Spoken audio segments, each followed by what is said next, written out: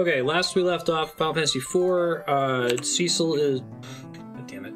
Cecil is a paladin, and we are back in Baron Castle, trying to figure out what's going on. Golbez is the leader of the Red Wings.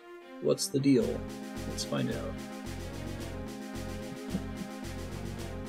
Ugh. It's gonna take me a long time to get over it. I'll actually admit that that's wrong, unlike Titus. Yeah. Check the audio here, one sec.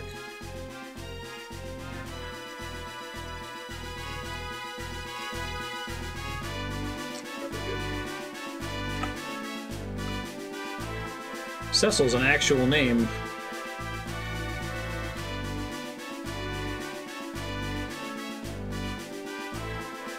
Alright, so we're gonna go... We just recently fought Baigan, I think his name is, the general guy of the king. I think we finished equipping Augments correctly, right? I want to confirm that. Status, maybe? Yes, we did. Okay. Because there's this weird thing where you can 100% this game by giving augments to characters you know are going to leave your party permanently, and it will then give you better new rewards later on. Never trust anyone named Cecil.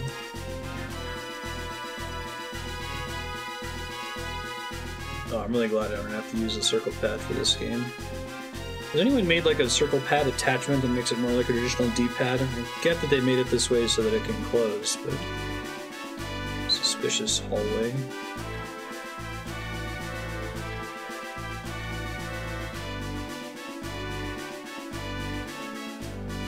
Jeez, Cecil, you've returned at last.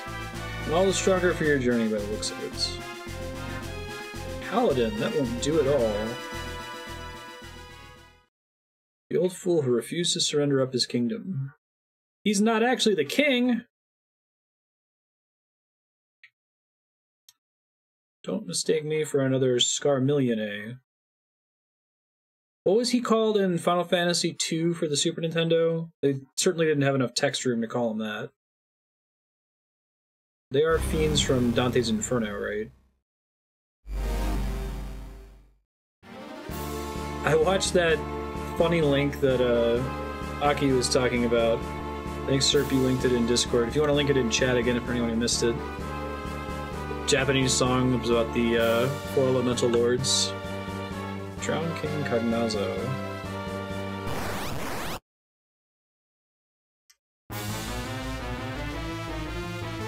I'm still really impressed at how they nailed these 3D versions of the original 2D sprites. Prefer the 2D still, but it looks really good.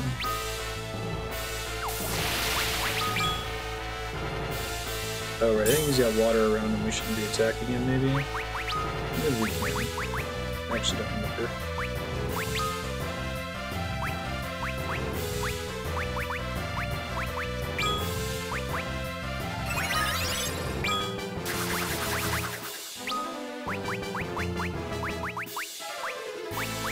Thanks, sir.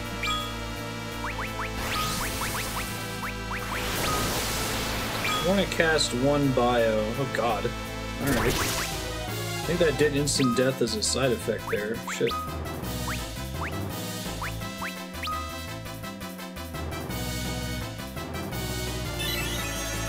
Eternal Man. Oh really, Kodiak? Right on.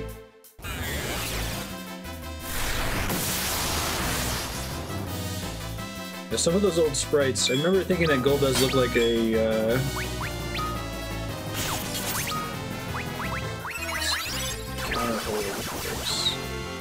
I thought Golbez's like map sprite looked like a cat.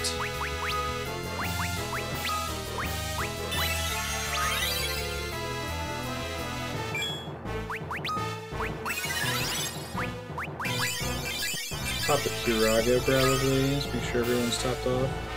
What Kira should be enough.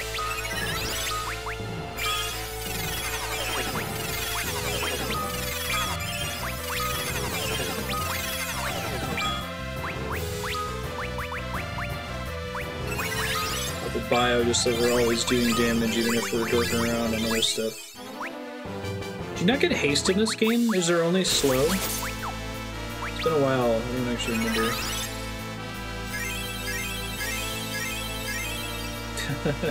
Yeah, that's great.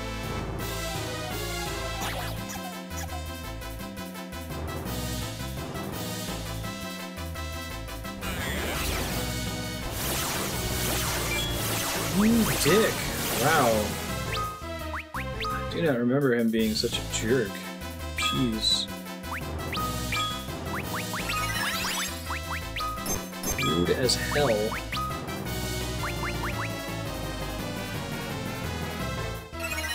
Oh, it might be one of the white magic spells that Tella doesn't have.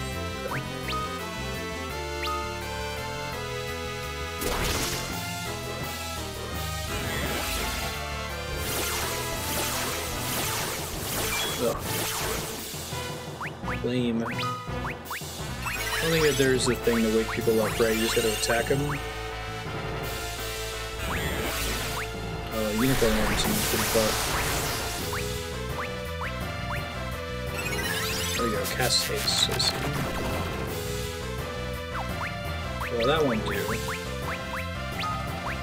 Gold needle is stone. Echo herbs.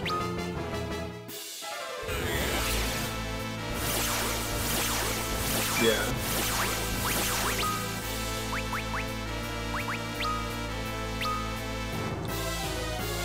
That paralysis effect is pretty brutal too.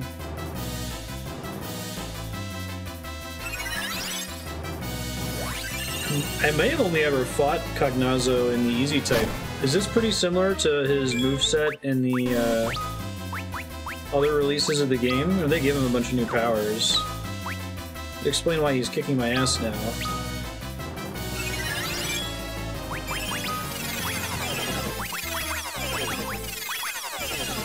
I don't think I ever got my bio cast out. I think he put me to sleep while I was in the middle of casting it. I wish it showed me everyone's max HP on this menu.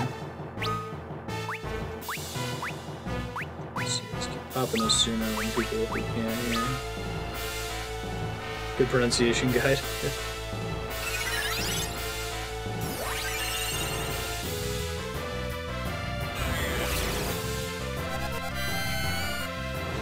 Well, the SNES version of the game is by far the hardest.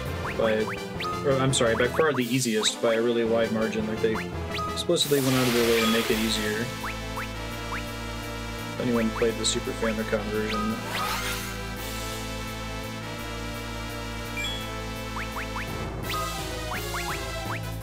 This means we're supposed to defend, huh?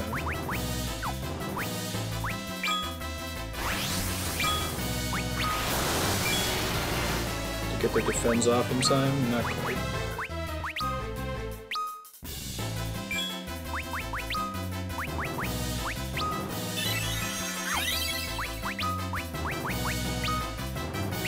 See, I zapped him last time and then he used the thing anyway. Shit, that's not good.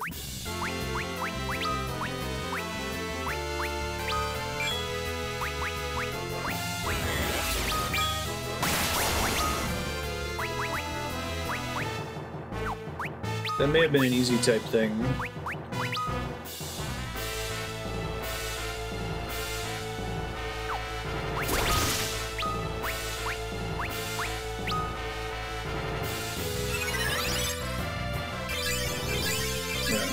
The SNES version, they basically took a ton of mechanics out of the game. They, like, simplified all of the treasure. There used to be all kinds of different loot in the original game. They got rid of almost all of it. They replaced it with just gold drops. They reduced all of the characters' abilities really significantly. Other than maybe magic. I think magic is basically the same. Nice electric claws.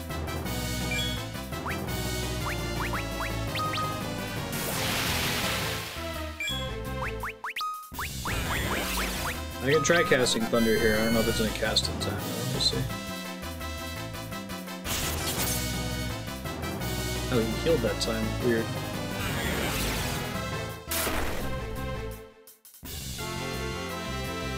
Hey, you were right, no, and it does actually work if you time it right. It just can't be Thundaga or Thundara, it takes too long to cast.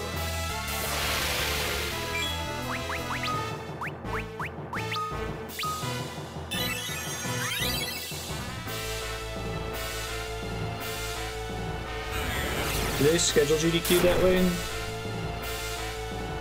More personalities in the earlier runs? I assume that it was like more people in the daytime runs.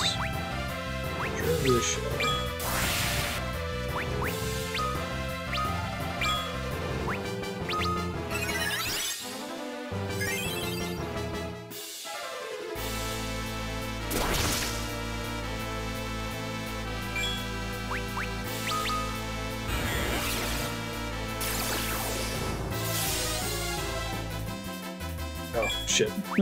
Bummer. I was hoping that would work. I don't think I ever got my Libra cast off, right?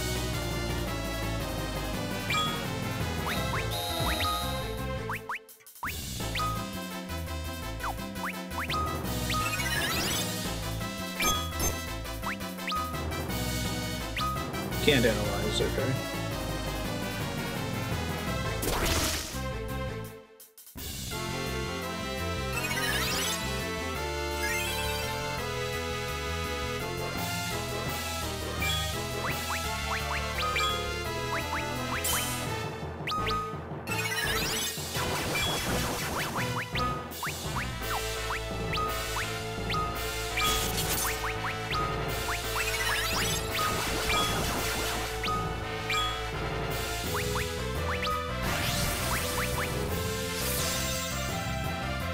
Huh. Oh, he's just actually carrying himself, okay. I was confusing heal with how it worked in the Super Nintendo version, which was basically just Asuna.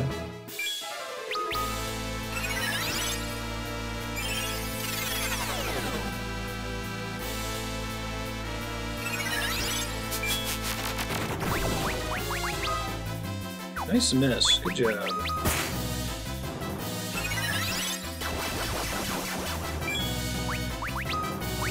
Try another Thundaga here.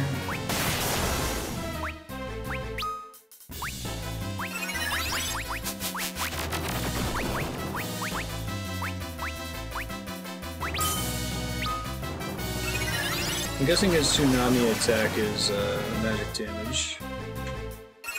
Hold's not permanent, right? It lasts a certain number of turns before it wears off.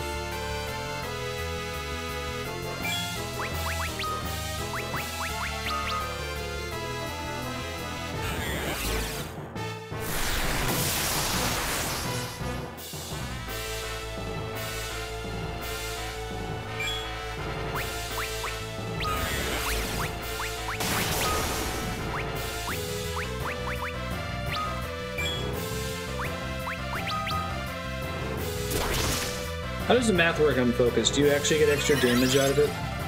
Is it more than just doubling damage?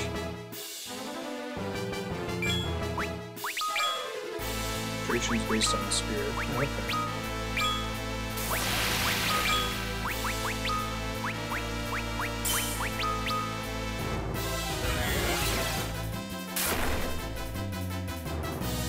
Focus was a damage multiplier for the next attack. This is what I thought it was.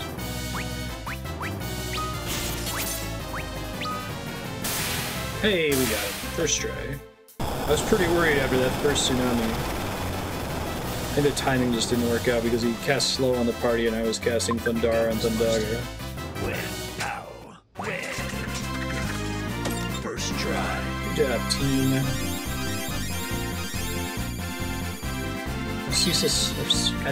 Cecil's still pretty far behind.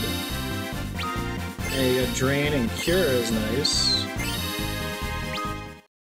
I kind of actually like that in this game. I generally don't like RPGs that give you a party member that starts at level 1, but it fits in this one.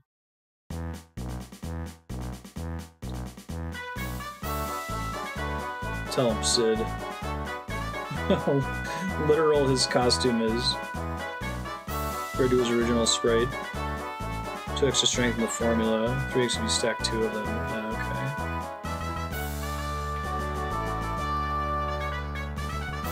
How could you let that happen?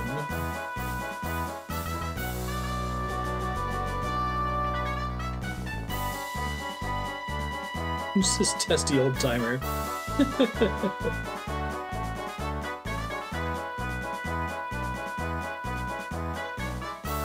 Young Grand Master of the Fabullian Monks.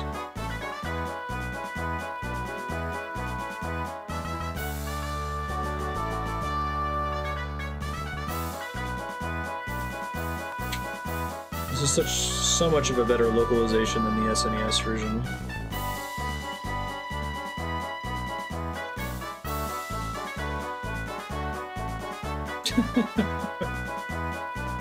Sweet.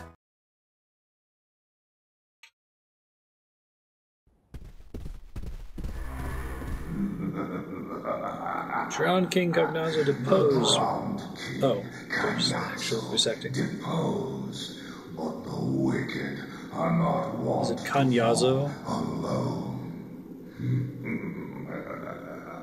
In life, I was terrible. In death, steeped in terror, greater still. Oh, this is the second fiend that has shit he does after he dies. I'll save a Cagnazzo. briny pit for you in hell.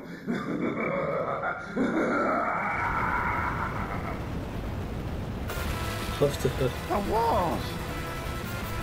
the Rubicante joke about him showing off his leg. I always thought that was funny when I was a kid, too. This one too!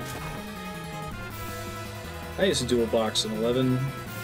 I had a friend who played on PC and I played on PS2. And log into his white mage so I could power level myself. Oh yeah? Why is that, Aki? Tell him! Pull him! Cecil! We'll miss you! It was almost like we gained an older brother. That's funny, Aki. What's gotten into you two? We won't let you all die like this! Tella, look after Cecil for us. Together! Now! Right! They petrify themselves, they just go thunk, and everyone gets crushed. The end.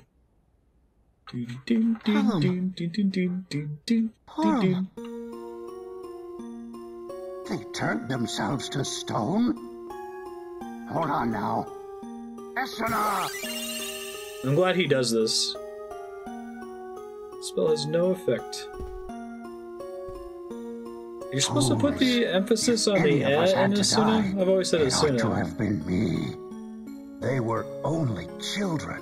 I'll fire up the Enterprise! We'll venge them both! You will answer for this, Golbez.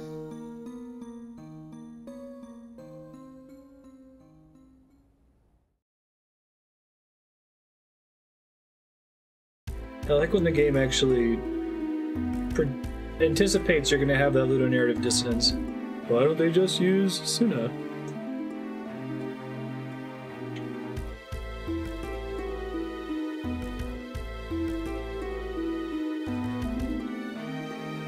Such a fucked up way to hold her there all the time.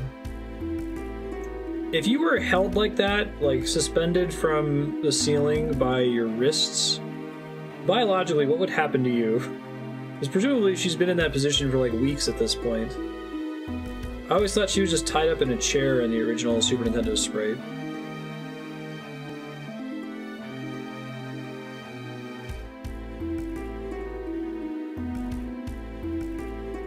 I love 9 for that. 9 has so many cool little references back to 4, 5, and 6, and especially Final Fantasy 1. Darkest place is under the candlestick.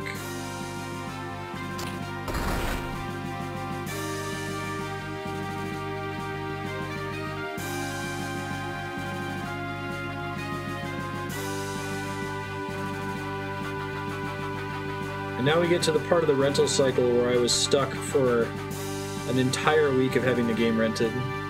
It took me forever to find the Black Chocobo Forest. I just did not know what to do. There was no internet. I don't know if there was a Nintendo Power walkthrough for this game, but I doubt it. I'm actually curious if they changed this sequence. There's a couple other event flag sequences that are really easy to get stuck in. Like when you have to drop the key down the well. This was the last Final Fantasy, I feel like, that really struggled with the event flags. After 5, starting with 5, they really kind of got their shit together. Then did you picking specific key items from a drop-down. Or you just lose your hands, yeah. A white flag. No, this, man, the fidelity of this game's really impressive. Even though I don't like the 3D, the way that they did that scene, the angle, is pretty spot on in the Super Nintendo version. Kain. So, you did survive. Impressive. Kain, what in the world's gotten into you? Where's Rosa? She's safe, I trust. Worried about her, are you? If you wish to see Rosa live, fetch me the Earth Crystal from the land of Troia. What? A craven play. I'll make contact once you have it. You do well to hurry, if you value Rosa's life. I do. How dare you? Open your eyes to Still what not you're okay doing, with Blonde Kain. Young, even if that's the original art. This meeting is over. He's got like a Santa Claus nose, too. What do we do? What's the king? We make for Troia. Sid, set us on a course for the northwest.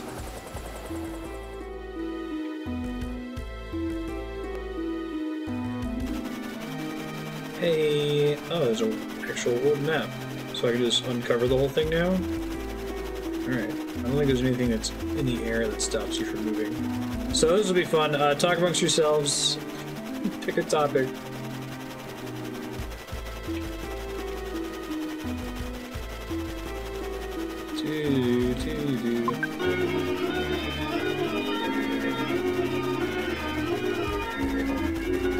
Yes, spoiler policy is suspended for Augments.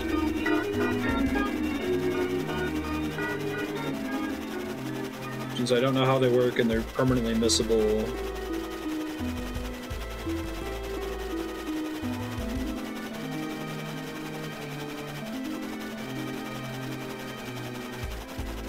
It's probably good.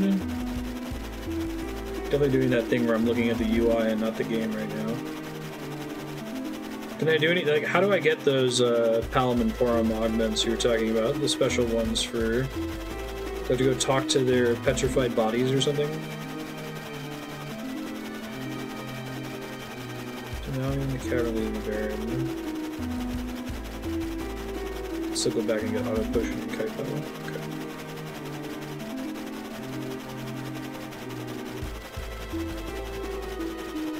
But I had auto potion. Was something else I was missing in Kaipo, I think? I'll check in a second.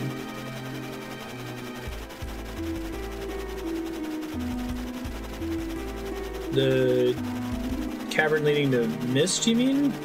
Or do you mean Baron? From Baron to Mist? I think it was item lore.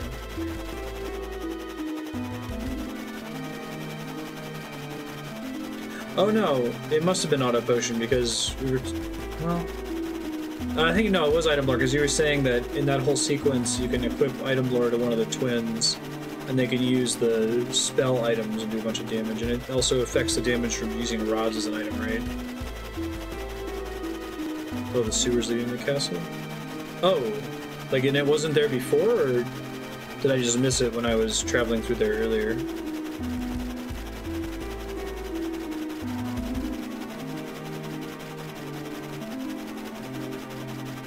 Only appears after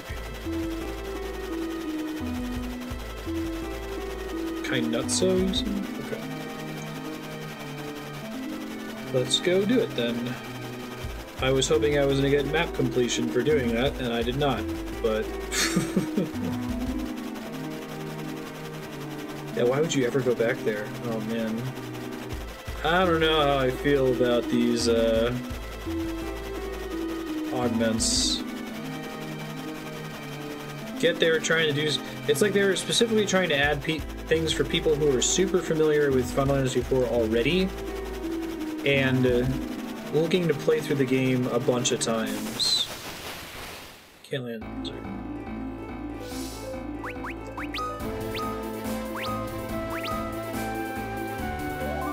I guess it doesn't really detract from the main playthrough anyway, so I can't think through explain too much. So is this prison garb on?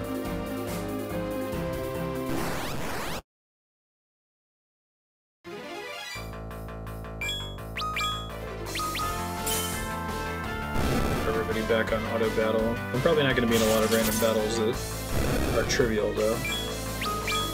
Just out here. I think I need to turn the combat speed down. I was getting hosed by the ATB in that last fight.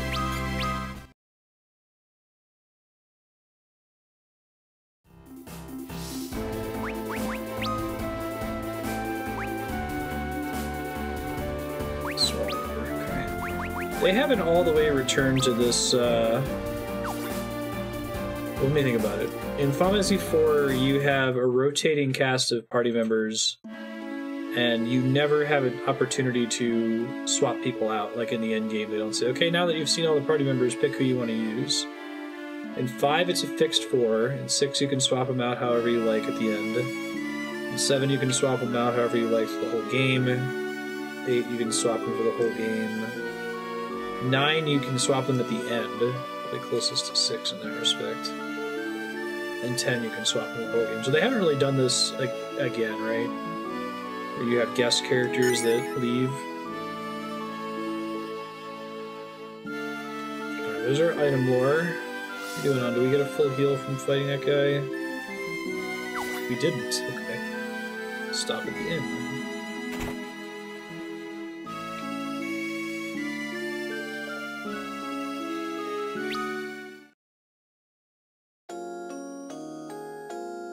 Forgot about that.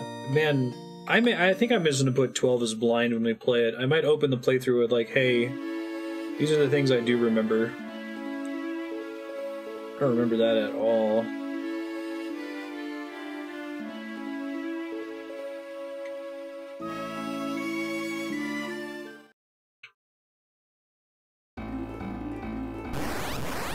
But there is like a traditional fixed party. Like I'm guessing the guest characters in 12 don't have like a license board or stats that you can adjust.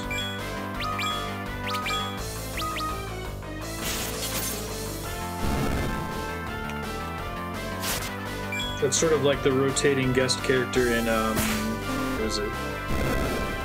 Final Fantasy II? There's like a fixed party of 3 that you name, and then a rotating 4th guest character that eventually becomes a permanent. You get an actual permanent party member at the end. Just ignore this. Huh. Interesting. Yeah, I wonder why that doesn't stick with me at all. 12 is like a black hole. I remember about as much as I remember from Metal Gear Solid 4.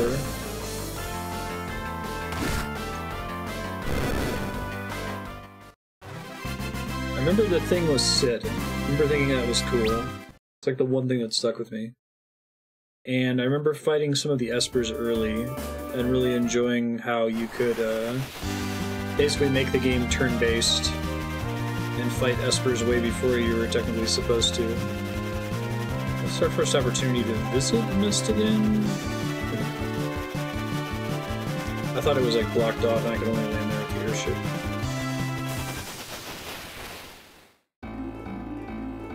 Alright, so I think it was in the town, wasn't it?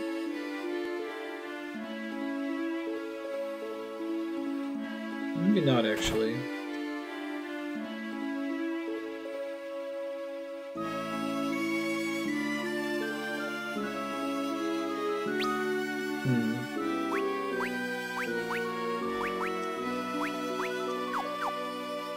Doing okay on money, so that's cool.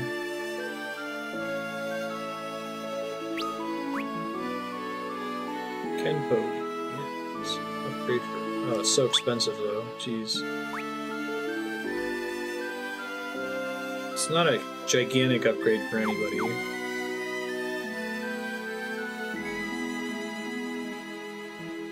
It is possible to visit Mist immediately. Gotcha. The cave is accessible through the castle, isn't it?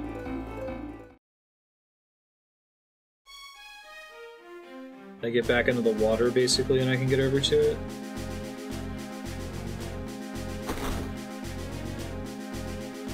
All the soldiers are back, and everything's back to normal.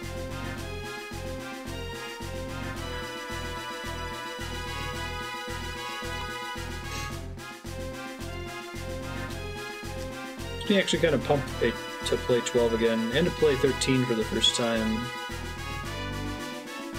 13 is a 99% blind. I played the first like 2 hours of it, and it wasn't clicking with me. I was getting really irritated at the way it handles like lore, codex entries, that kind of thing.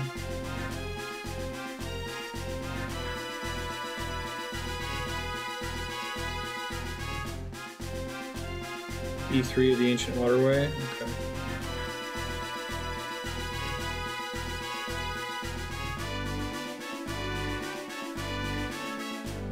For sure. That's why I'm excited to play it with a critical eye now that time has passed.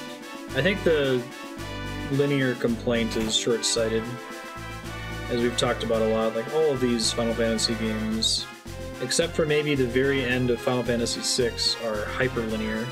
They just do a really good job at hiding their linearity, obfuscating it. Oh, I think I actually have to go down. Okay, I think I remember how to get there now. Final Fantasy X in particular is very, very linear.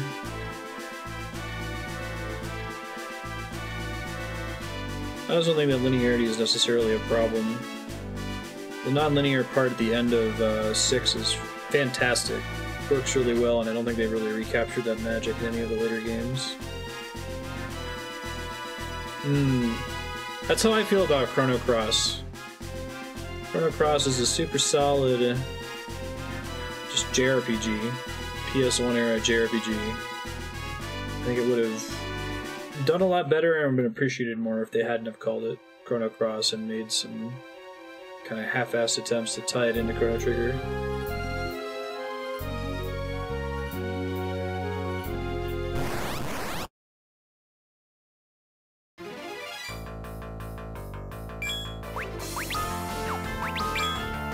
Kick is OP in this one, right? Upgrade? What? Was he always able to do that in the Super Famicom version? That's kind of cool.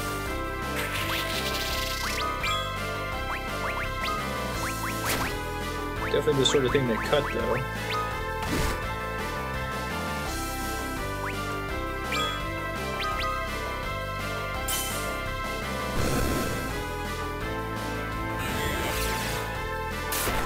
OP in this version because it inherits like the elemental and stat bonuses of both of his claws, right?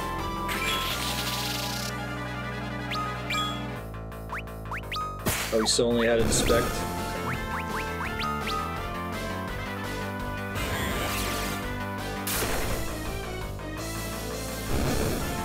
How do Libra and Inspect work in this game? You cast it once, does it remember it in future battles or only for that battle? I really like games that remember it. I was enjoying that a lot about Octopath Traveler. Kind of a fun thing to try to go for.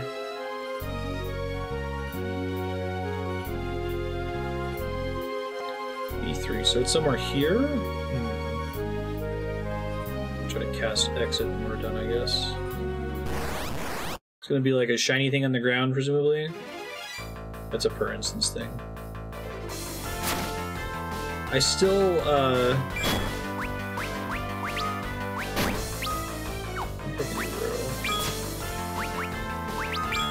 as a force of habit, whenever I get back attacked, I always tap the run away button because of a glitch in, I do buy it all, nice. There's a glitch in, Final Fantasy VII where it calculated the defense penalty of being back attacked based on like the character models. If their backs were facing the enemies, they would take extra damage from attacks, and if you tapped the run away button, it would make them run away for a split second and then face the enemy and not take the back attack damage.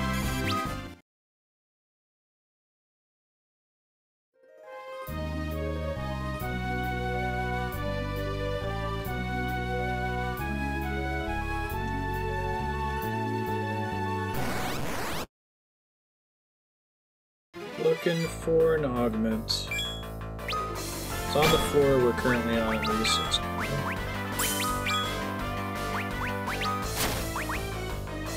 How much does bio cost? Quite a lot. I don't think Osmos is particularly efficient in this game either. I'm not sure, did it? It worked in 8. 7 also had the bug where regen would continue to work if you open the disc tray. Like if you cast regen on your party and then open the disc tray, you would just heal to full, and you close the disc tray, and combat would start working again.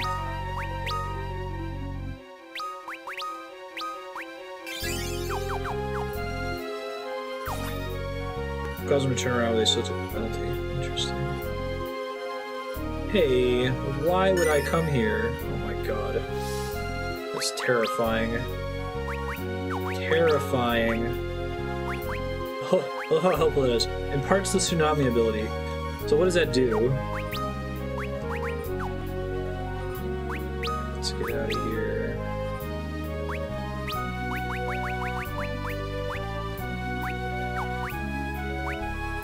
Maybe? Warp, I guess? Oh right, I forgot I can reorder the spells. Oh wow, damage plus death proc. That seems pretty OP. Is this supposed to be that good? Does it cost MP or something?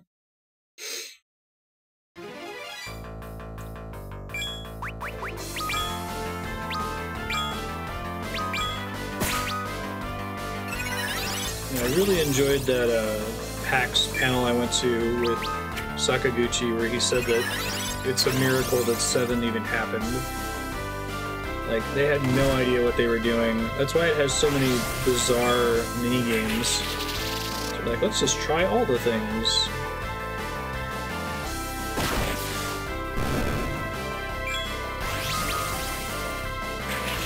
Goody MP. Pretty balanced, then. It'd be good to put on someone who doesn't have another significant usage for their MP, like Cecil. I thought 7 was supposed to be on the Super Nintendo Disk System that Sony was developing, and they jump shipped to the PlayStation because they were already working on it after Nintendo shut that down and just had to do it on the cartridge system.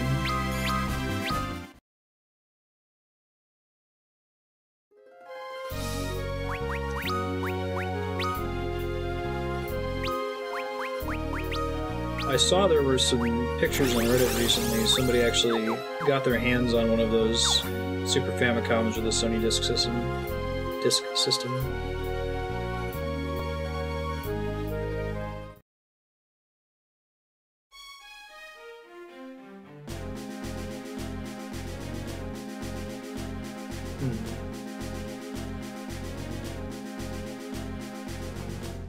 I definitely know that Sony was making a disk system for the Famicom, Super Famicom.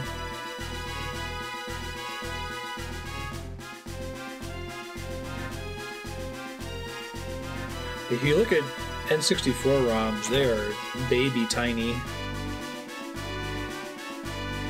Compared to PS1 games, especially. Okay, let me review what Aki said earlier. I'm gonna scroll up the chat here. Cavern leading to Baron. Start from the Elder and Mycedia. Let's look at auto potion.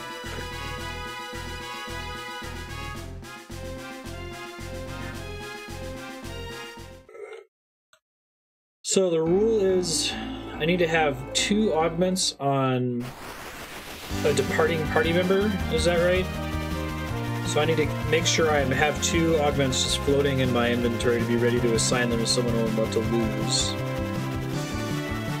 And I think the next character I'm going to lose is Tella, right?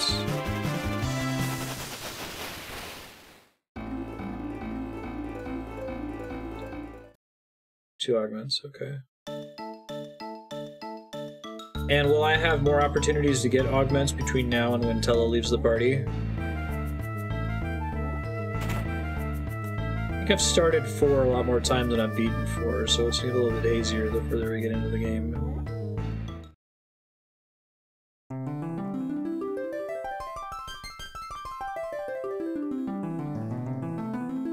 That's funny, actually.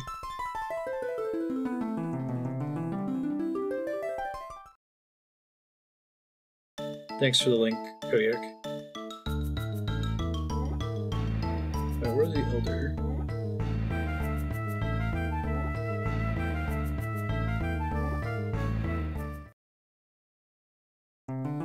Oh, do I need to give him... Oh, that's right. He leaves... Thank you. I was thinking of a different time when he leaves. I think you just bump into him there, right? He's never actually formally a party member.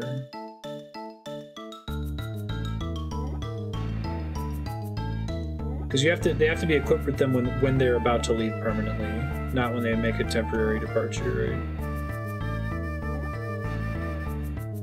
Is the Elder supposed to not be here? Or am I blind?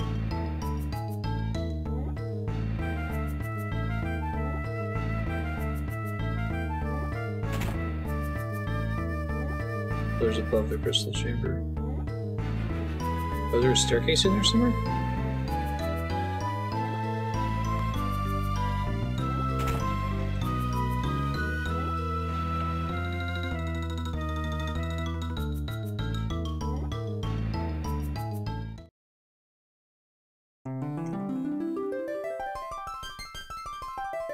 Oh shit, there's a door back there. Wow. I'm blind. Thank you. Oh yeah, I remember coming here now. I think it happens way later in the game. You have to come here.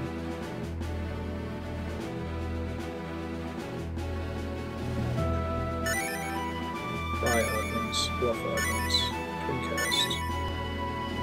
I see. And if I had had a third augment, I could have gotten dual casts, which would have been pretty rad at this point. Oh well.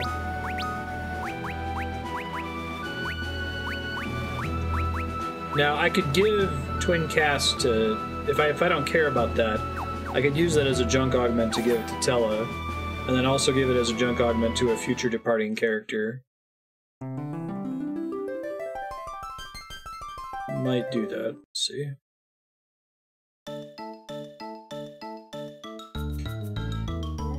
We're going to explore the world map a little bit. I don't remember where we can and can't go at this point in the game.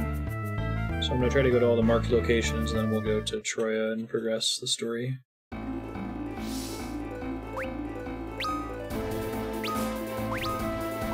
Best junk augment.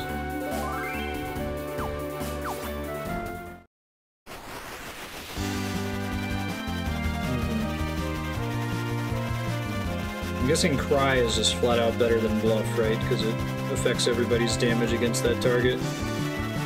I guess not completely, like it doesn't do, there's only defense, not magic defense, right? That's how the calculation works in this game. Oh yeah, I think for this one I need to have the little crane that lets me carry the hovercraft with me.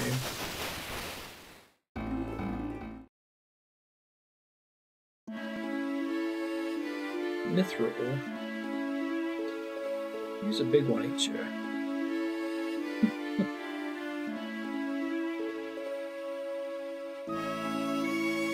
Everything's made out of Mythril.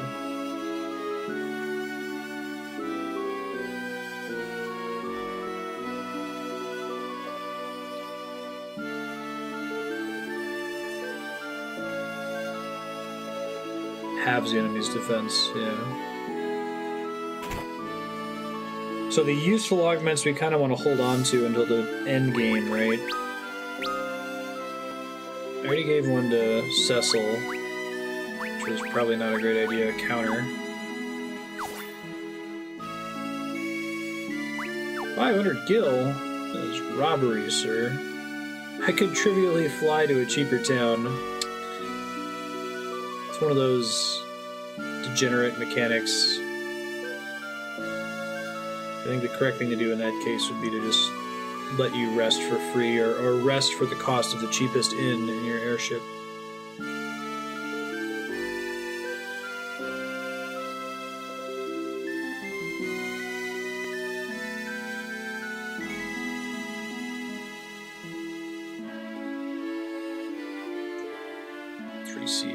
Cost, time cost, challenge, and choice.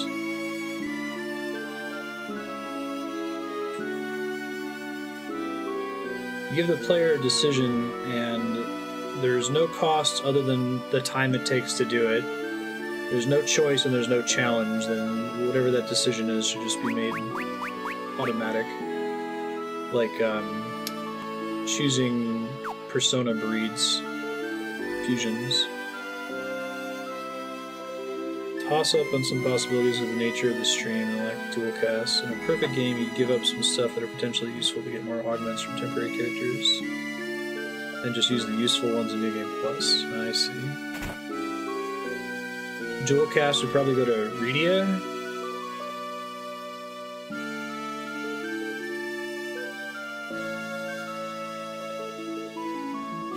So if I recall correctly, this is actually sort of a trap. Like, I can get this cool Mythril stuff, but I'm about to go to a dungeon where it would be very bad to have any of it.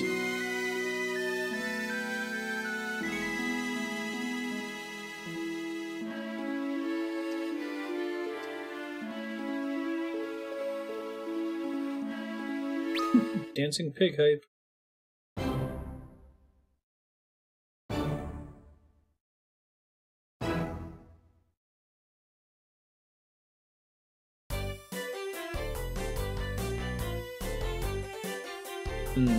Makes sense.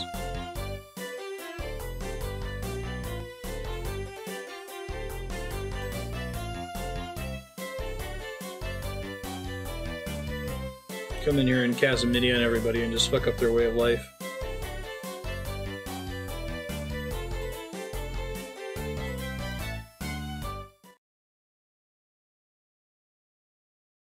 I guess the utility of being able to like dual cast haste and cure, or Asuna and cure. It's one of the things that's really great about Bravely Default. Healing becomes a lot more interesting when you're not paying such a massive opportunity cost. You're still paying one, but it's a little bit more staggered.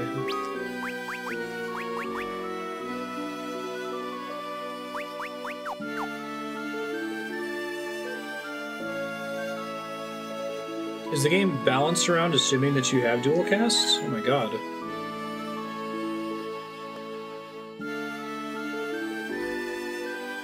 It's terrifying if true.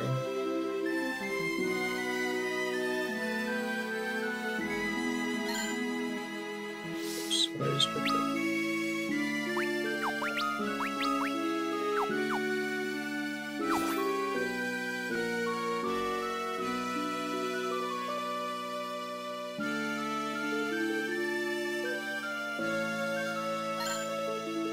I need to stop. I'm mashing A to check all the things, then I'm dismissing the message too quickly. I see. I remember FF4 getting pretty hard in the endgame. Like, I don't think I ever beat the final boss of this game. The combat math was challenging. That was even after doing quite a bit of grinding.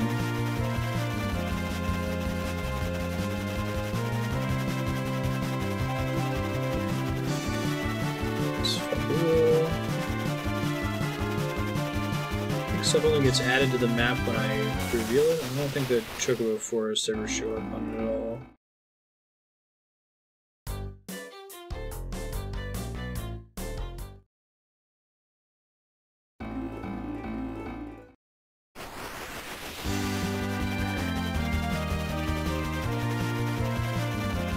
Crowned world height. I'm gonna scope out those 2 islands in the south, which I should have gone north instead. We'll go to Troia after that.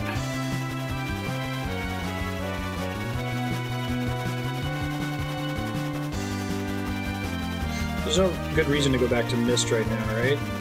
Whoa. Looks really cool in the 3D version.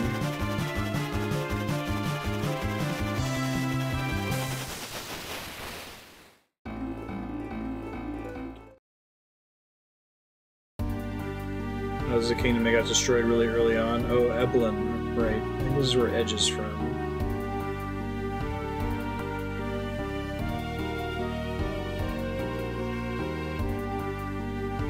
Okay, I might pop over there and grab it just to have it.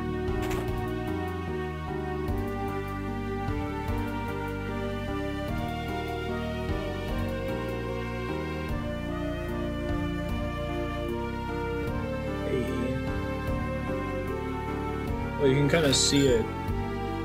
That's cool. Enemy ambush, uh-oh. Did I save outside? I don't remember. Slide in badly. Oh god. Can't escape. We are exceedingly dead. Ugh. Maybe if I had Tsunami.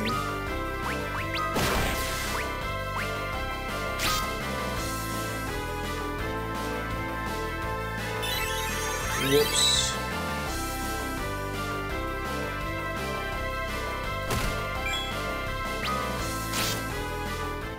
The party has fallen.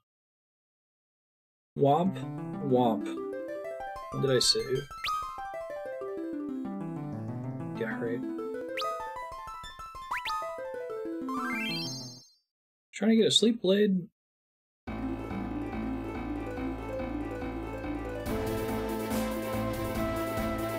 Okay, that's not a huge time loss. I have to go all the way back to the mini town, which kind of sucks. And pick up all the loot that's there. I don't think I have to talk to any of the NPCs. Most of the game is keeping a secret counter of all the dancers I've talked to, like the piano thing in FF5. Go back to saving aggressively. It's that kind of game.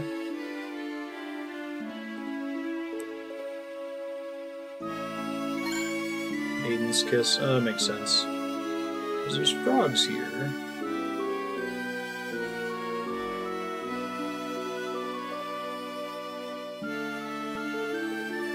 I don't think any of the characters gave me any items.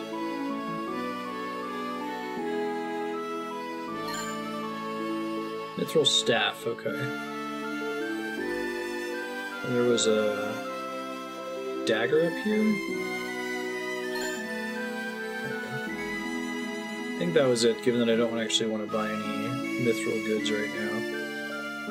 So we're just about to do a level that punishes you for having metal equipment.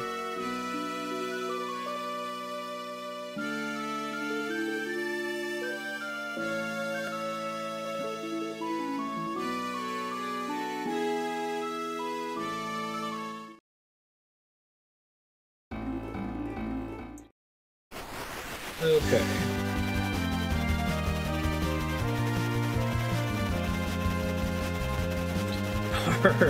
Are there any chests that I can get safely in Eblan right now at this party? Or are they all monster in a boxes? I guess that's the kind of thing you can try to grind to be strong enough to be able to loot stuff in there.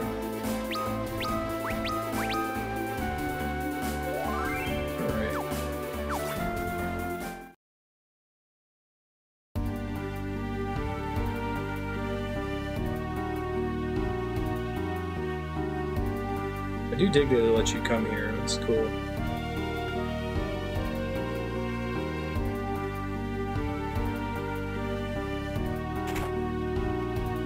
Probably no way to tell which one's which.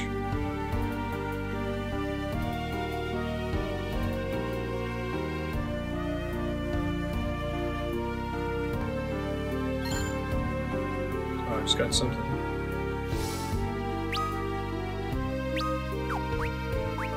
Ninja Sutra.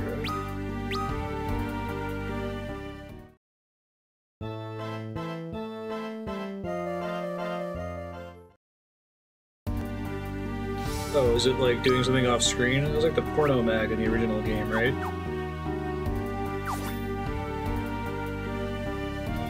Does it actually do anything, or is it just silly? I felt like I remember it being a porno mag in the Super Nintendo version, even though they clearly couldn't have gotten away with that. Does it do anything, or is it just goofy? Whisker.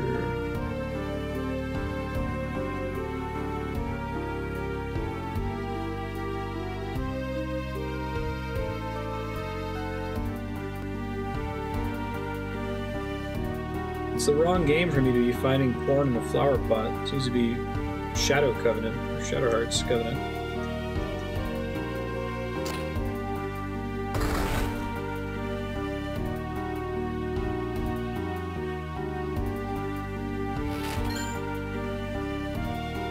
Goofy doesn't do anything for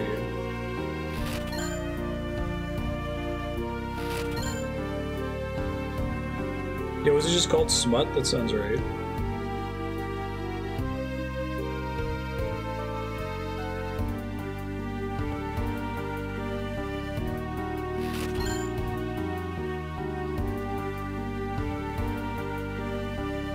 You're gonna walk around the hole. More smut! I wonder why they changed it to sutras. It's really interesting.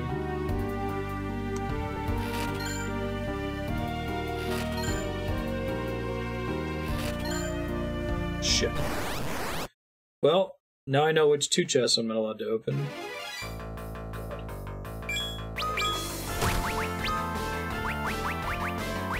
He has no resources.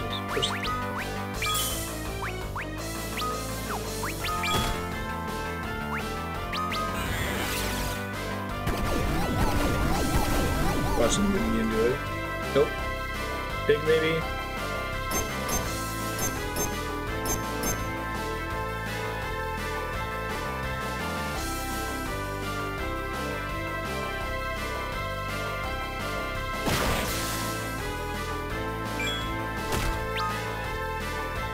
Weaknesses none. HP 6500. That's all I can see. It doesn't tell me like what status effects they're immune to in this one, right? I'll let them finish killing me here. And then trying to decide if I want to come back here and not open the trap chests. Someone made a list. Chests. There's like a map maybe.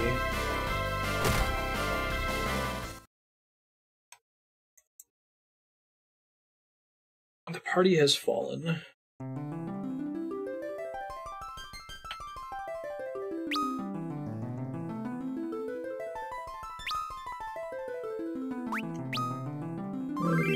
Phoenix down, Blood Sword. I'm here at level 37. Huh.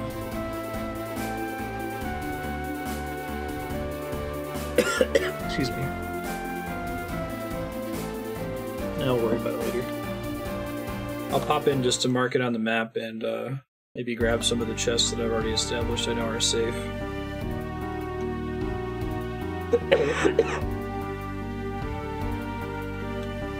Nothing particularly exciting though, just consumable items, so I don't need to get too excited about it.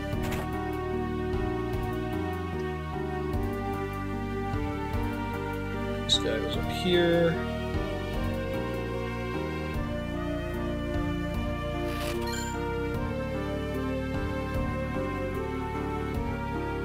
Does this game have the obligatory cheesable boss? There's one in Final Fantasy 7. You can just cast a phoenix down at him and he dies. There's also Final Fantasy 10. There's a couple other Final Fantasies where the enemy is like secretly super weak to an otherwise useless status effect like death or pig. You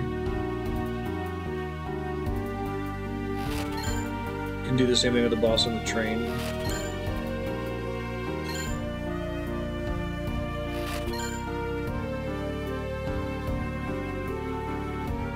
I can sneak past this one. Let's see. Ah. Ha ha ha. Oh. I asked for it. I really should just bail out of here. It's a bad idea.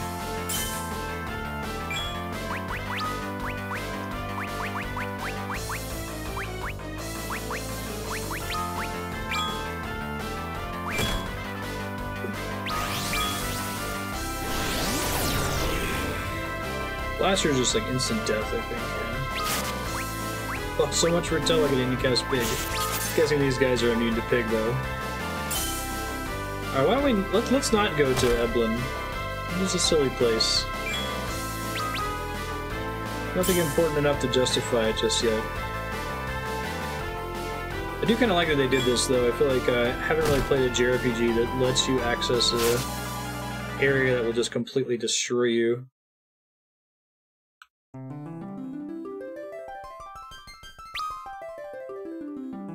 I wonder if they could do something else to convey, hey, maybe you shouldn't be here.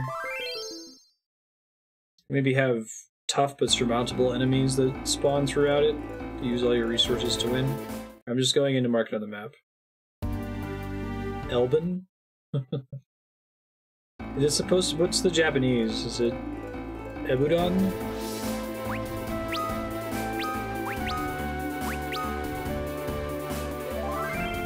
Alright, marked.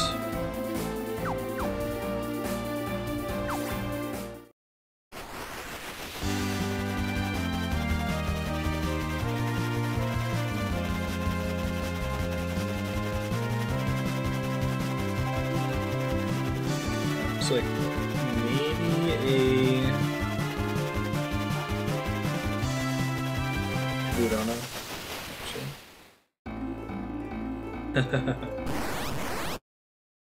They reuse a lot of stuff. They do that in 14 too.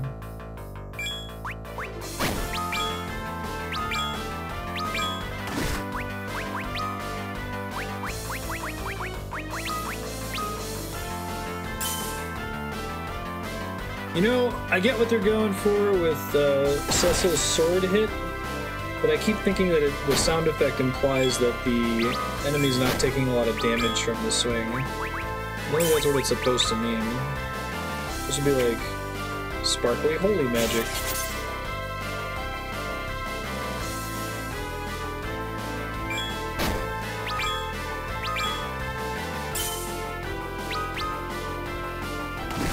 You were just misreading it the whole time. Wow.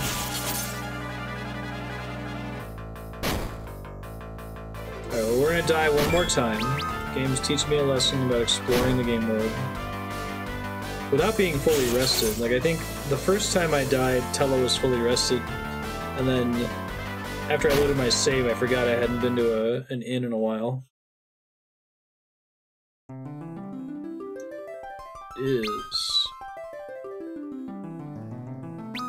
Alright, we now died 4 times. Let's just try to land in the square directly next to the town this time. Good for FF4 for making the world dangerous. Gives you a lot of access to the world right away. There's a couple things that are obviously blocked by additional progression upgrades. Sometimes I'll give you the airship and then almost everything in the game world is blocked. Oh, you can't land here. This is where the well is, isn't it? Stuck for so long when I was a kid.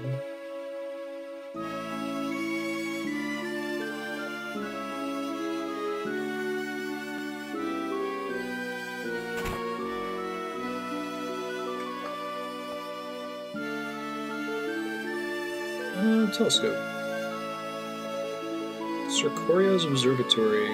Only functional telescope. Unsettling changes on the lunar surface. When was the last time we went to the moon? I guess 8 had the moon as an important plot element, right? The monsters came from there. Generally went to space in 7, but not to the moon. Gaia and Terra weren't moons of each other in 9, right?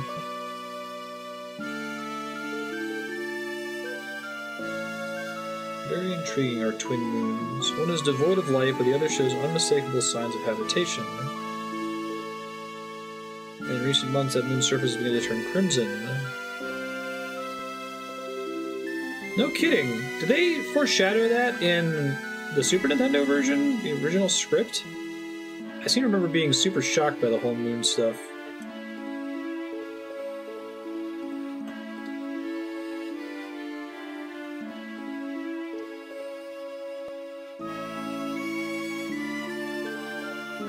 Cool.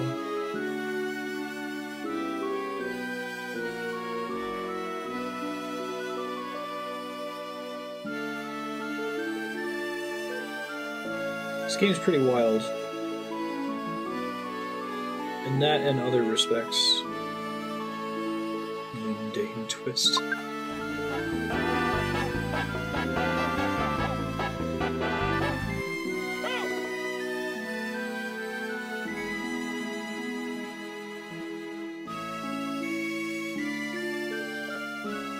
People of Dwarven lineage, which I think is like your sole clue in the Super Nintendo version that you're supposed to drop the key in the well here.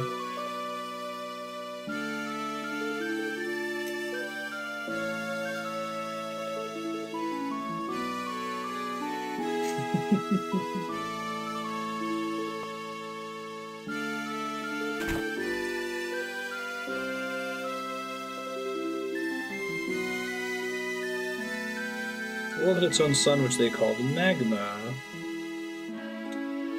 Maybe there were more clues and I was just a stupid child.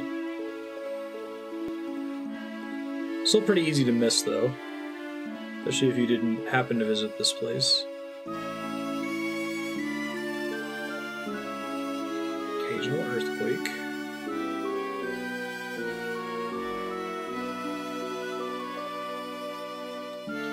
Special dance brought here from the depths of the underworld.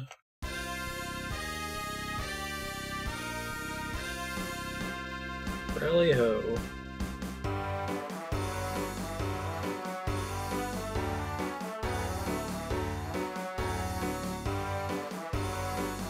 They really put effort into this in the remake.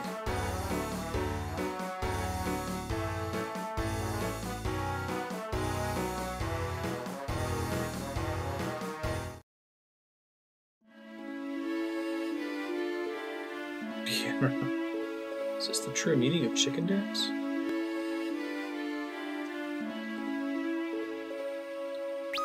Shop guy, don't need any of that. Tavern moons in the universe are like straight dogs. The Final Fantasy in general.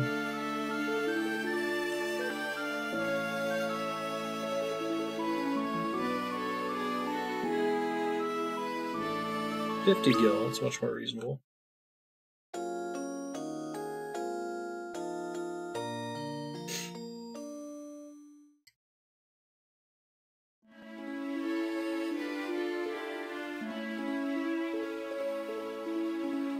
Gotta get strength from those moons.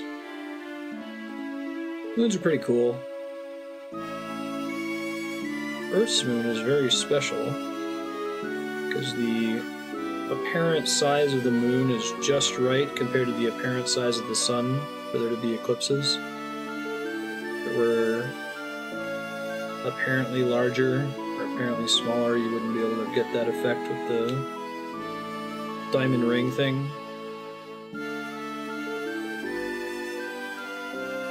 That's very unusual.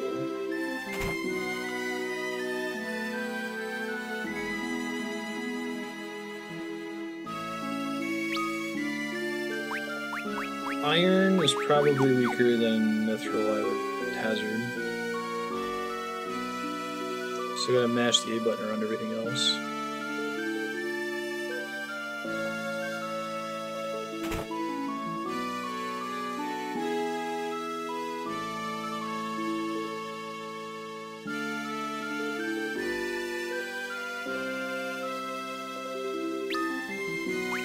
Boomerang. Who uses boomerangs? I don't remember that at all. Well, this shop's not for us. Alright, I think I'm gonna pop by Mist and get that item, and then I think we'll go ahead and progress the story and double check that I've tapped out the rest of this town here first.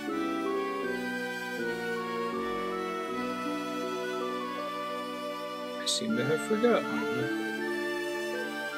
You live in the well, you gotta drop a key down there. Don't worry, it makes sense.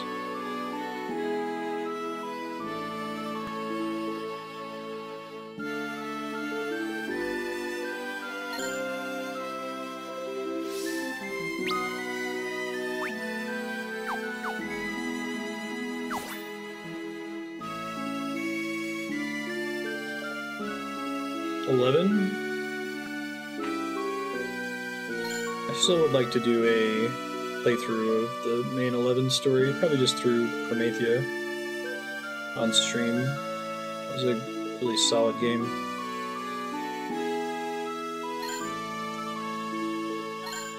Huh.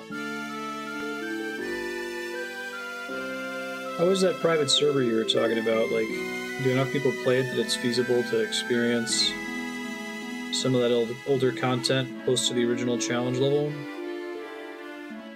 I don't know how trivialized most of it is in the actual live game.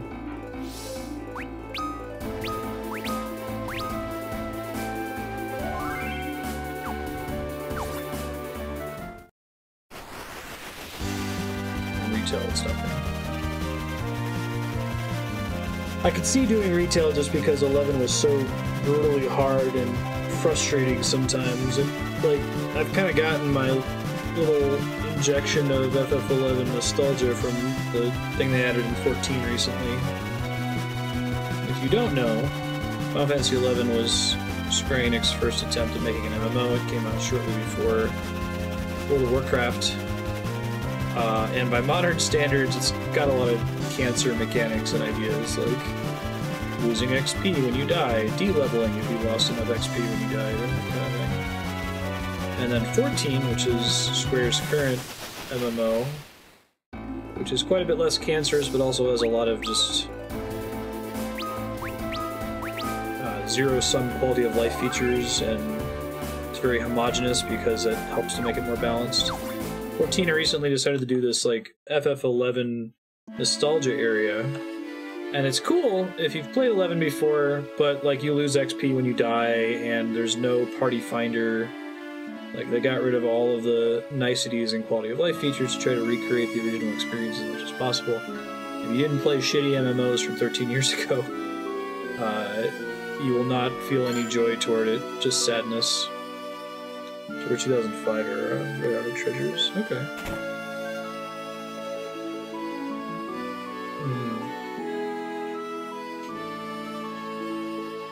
Yeah, I'd be down to record it off air. I ended up doing that with Final Fantasy 14 anyway. I was trying to do a blind playthrough of 14's interesting content, and it was just too hard to get everyone in the same room. A lot of those 14 streams on YouTube, if you scope them out, are just me running in circles in the town waiting for everybody to log on.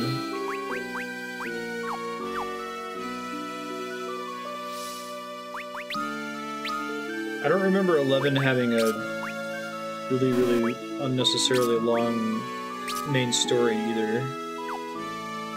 So that would probably help most of the content significant. Its version of the main story is grinding enemies. Yeah. So that's the kind of thing I would not want to stream or record, like fighting dozens of crabs or bats or crawlers or whatever. It was a bummer, like, there's all these awesome, like, classical Final Fantasy enemies, but the way they balanced things in 11, they were very strong, you know, like, Tonberries actually had Chef's Knife, and they actually had everybody's grudge, and it was actually based on the number of Tonberries you had fought in the game. There was a way to clear out the number of Tonberry kills you had done, but at some point it hit you so hard it would just one-shot you. So as a result, nobody fought cool Final Fantasy enemies, everybody fought boring MMO enemies like crabs and bats, because they didn't have crazy powers that could hurt you.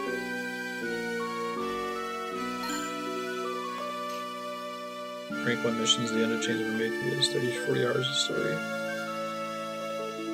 Like, you mean like content or just raw cutscenes and text? What'd she say? You ever heard of Whisperweed? It's a plant that you can use to throw your voice really far. Oh, that's cool.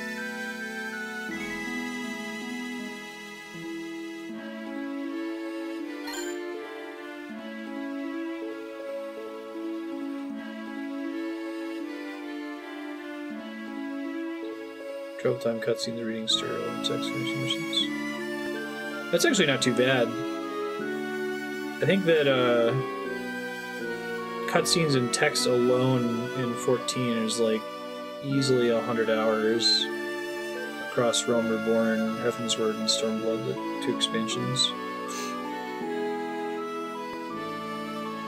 It'll rust your armor. No, I'm good.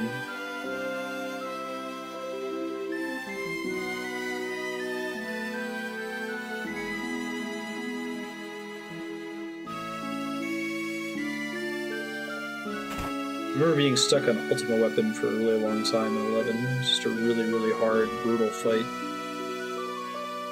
that unlocked a bunch of cool stuff if you got past it. Do I want to buy anything? Tents are cheaper than I recall them being. I guess I got 4 of them.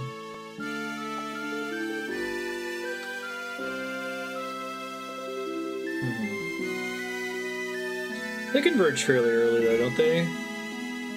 I was Sandoria. I thought you could experience some of that stuff if you visited those nations, Bastok and Windurst.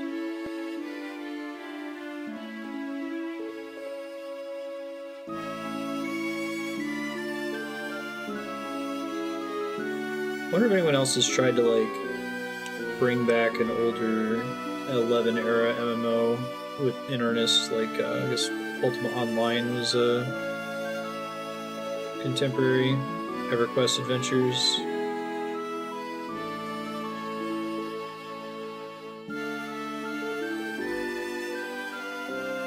Jammingway.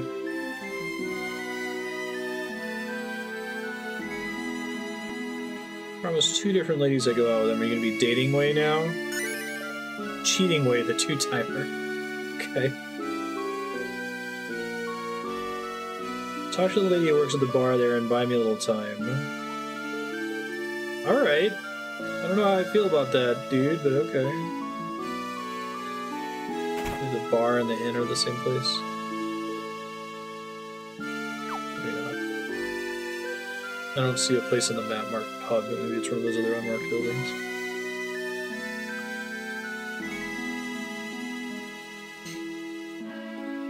And try to set some rules, like just cheat levels and that kind of thing. I don't think I'm terribly interested in the work that would go along with the fun parts of it.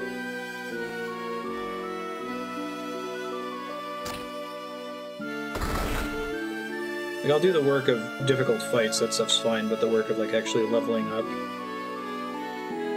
Final Fantasy XI was so cancer that you could even lose XP and D-level at maximum level if you got to the level cap. So you were expected, if you were in a hardcore like raiding or endgame guild, to keep a buffer of experience points, because you could still keep gaining XP at level cap for no purpose other than to lose it if you died. And if you were in high-level content and you died in D-level, you would be shamed.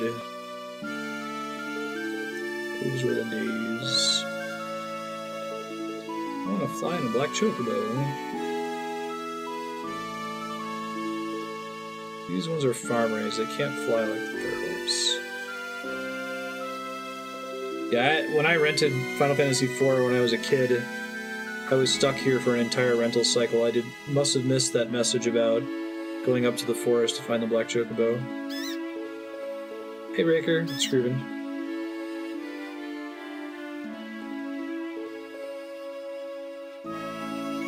Pretty much. It was a brutal environment.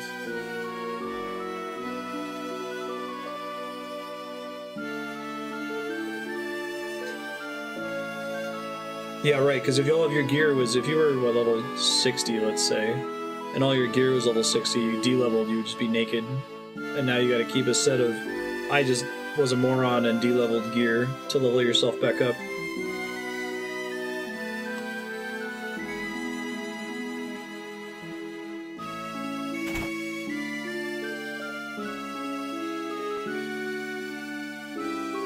I did like the gear system in 11, even though it had problems. The concept was one of the first games to introduce level syncing, and the expansions were oriented around that concept. I hope he gets here soon. I'll explain after these cutscenes when I go walk over to the Black Chocobo Forest.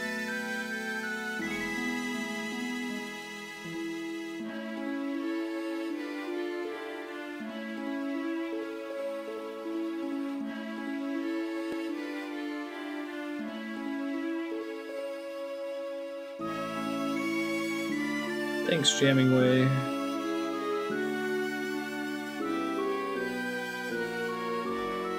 Oh, Stella, I love you.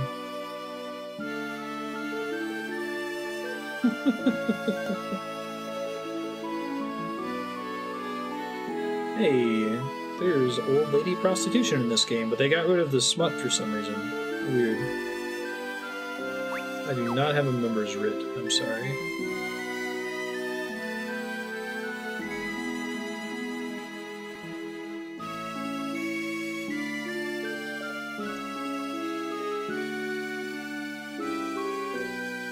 The air is sweet, the food's sweeter, I feel so at ease with all the other girls about.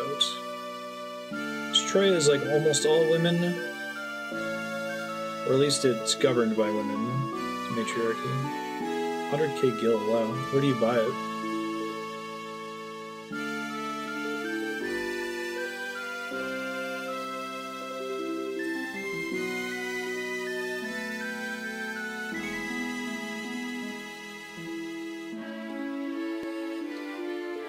Was this intended to be a brothel in... Did I just completely miss that when I was playing it on the Super Nintendo? I guess they could have cut it too. I could see that being a Nintendo censorship thing. Alright, so story time. In Final Fantasy XI, almost all the content in the game was level synced. Level capped, we called it. So, like, and that included expansion content. It was kind of a neat idea because when an expansion would come out, the first dungeon of the expansion would usually be a lower level, like level 25 or 30. But it was still very difficult because it was capped. Like, you couldn't go in there and just destroy everything. Even if you were max level, you'd go in and you'd be level 25. So that was a neat idea. You kind of have this problem with expansions in MMOs, depending on the player doing 100 or more hours of content to get to the expansion stuff. It's like, what did I pay this money for if I can't even go to these areas? It generally meant that there was at least something that a new player could do from the expansion right away. But what it also meant, your gear did not sync. So you actually had to hold on to copies of old gear for the whole game. Like, you might find a piece of headgear that was level 25, and it was like best in slot, level 25. And in most MMOs, okay, that's great, but as soon as the devs raise the level cap, that's garbage. It's not good anymore. But it was basically permanently good in 11 because there's a good chance they would add more content later on that would be level synced. You hold on to your old hairpin or whatever that was best in the slot. The only problem was that meant you had to hold on to hundreds and hundreds and hundreds of pieces of gear for all the different jobs because you could freely switch jobs for like every 5 levels. And it didn't really have a great inventory management system for dealing with that like 14 does. But I like the concept of all gear at all levels is relevant for the whole game. I get kind of bummed out, very quickly develop existential gaming angst when it comes to MMOs like Final Fantasy XIV, where, oh, I could work really hard and I could upgrade my gear, but if I wait like 2 months, they're gonna add gear that's trivial to get that's better.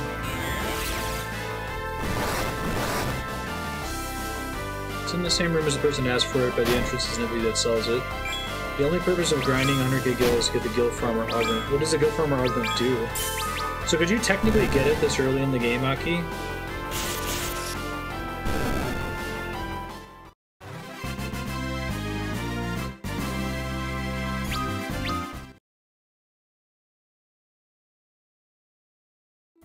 I guess you could do anything if you're crazy enough. How much money you get from a typical battle. Doubles the amount of gil you get from battle swap. That would be really nice for farming it now.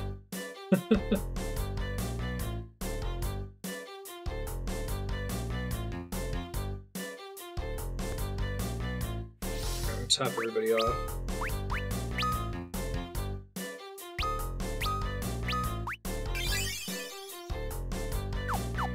I love... It's such a classic JRPG thing to do. Give you a really hard challenge, and then give you a reward that would have been great in order to solve the original challenge. But it's kind of useless now that you did the original challenge.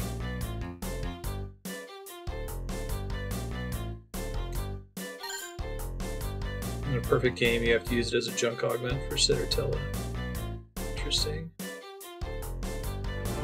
Hey, thanks, Ricker! Appreciate that.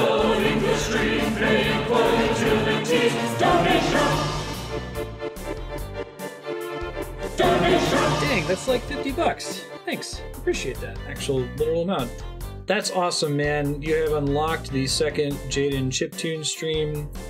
He's gonna start streaming regularly after that. We're all very excited. Hey, Jaden, you should come over here and be excited. Raker just unlocked the second chiptune stream. What? How much do you do? $50. Wow. You're right there. Yay! Hooray! Nice. Thank you. Thanks, Raker. Appreciate it. Alright, back to whatever you're doing. What are you playing? Spelunky? Oh, you were playing Spelunky. Very good. Thanks, man, and thanks to everyone else who's donated so far. It would be pretty neat if we hit the remaining goals of the cooking stream and the 24-hour stream, but I set the community goals based on what I was actually hoping for, and that is exactly what we were hoping to get. I am super stoked that Jaden's going to get to do this second stream. We're going to try to get him to as much music-related stuff at PAX as we possibly can. You can watch him stream Spelunky. Once he sets up his channel for music, I'll start working with him. I don't think we'll be... Well, maybe we can do it this Sunday. I'll talk with his parents and figure it out. It might be next Sunday, though, just so that we have some more time to prepare. If you haven't yet submitted a track, the first chiptune stream, Jaden just wrote a song off the top of his head. You actually heard it when we were transitioning from Kingdom Hearts. This time, though, he's going to take music that viewers submit and do some riffing on it. Like, start from your track and then turn it into something different. We've already got several submissions. I think what we're going to do is I'm just going to have him listen to all of them, whichever one he feels most inspired by first, let's start with. But if you had a melody that's been in your head, you wanted to record yourself humming it, or plot it out in Family Track, or record it on guitar, or send a Mario Paint file, pop it over to me in Discord, or shoot me a whisper or something. I want to make sure it's there for his stream, either this Sunday or next Sunday.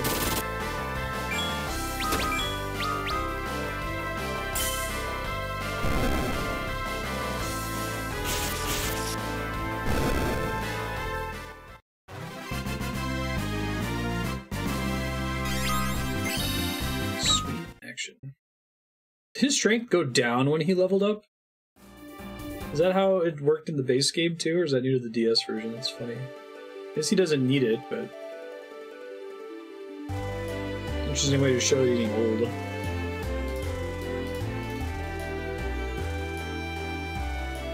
Was that in the original game, or is that a new flavor thing? I guess you couldn't see what happened to their stats when they leveled up in the original game.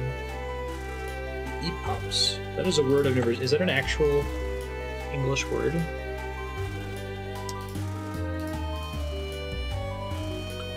An initiate in the Eleusinian mysteries. Huh. So, mystery religion. No shit, I had never heard that word before.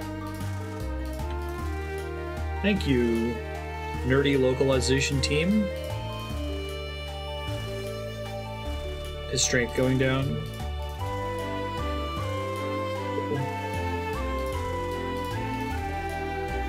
Alright, no problem, Raker. Thanks again. See you around. Much appreciated. Stat loss is possible from random stat configurations post 70. Really? Oh, to have a perfect save in the original game, you had to, like, reload constantly?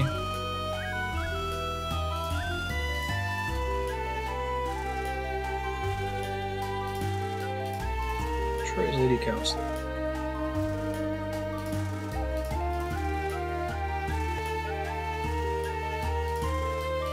This is actually our battle uniform. Okay. Whatever you say, Sakaguchi. He's generally not super bad about that. It's kind of a scale of pervdom, I think.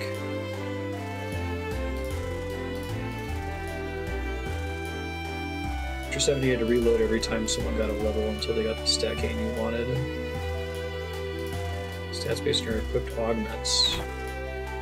Kind of like the Espers in Final Fantasy VI. Doesn't that make a perfect game in Final Fantasy VI really hard because you're not allowed to level at all, or level as little as possible before you get the Espers? We did! Raker just popped in $50. Second Jaden chiptune stream will either be this Sunday or next Sunday. I have to talk with his parents.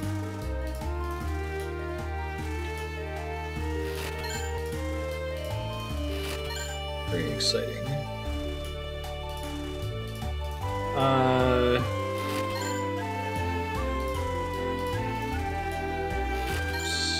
Plus 320? 1280? That'll be for the... We'll unlock several Cat and Marstead cooking streams.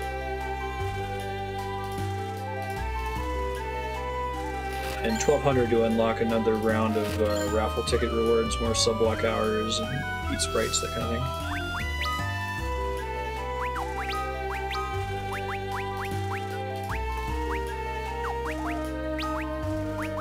If we don't raise another dollar, I am very, very happy and very appreciative. So, do a lot to help offset the cost of lodging and airfare, and lodging was the really big one. Seattle is not cheap. Like, if you look at Seattle, you start looking at hotels, and it gives you prices based on, like, this week, and you're like, oh, that's not so bad. Then you update the date range to PAX, and it quadruples. You're like, oh, God. Not another dollar.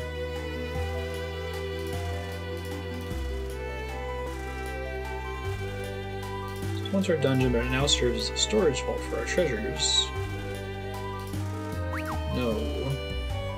Maha, you're an honest one. I remember when you get access to that. It might be after you finish the quests here. 2019 packs? I don't think they... It's almost always Labor Day weekend, whatever the September Monday holiday is.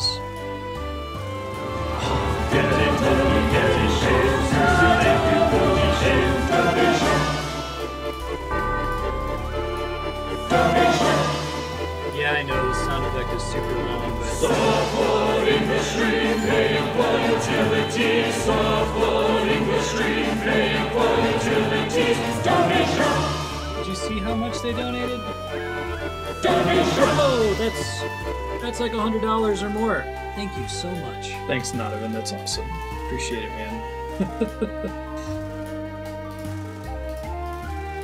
That much closer to the cooking stream.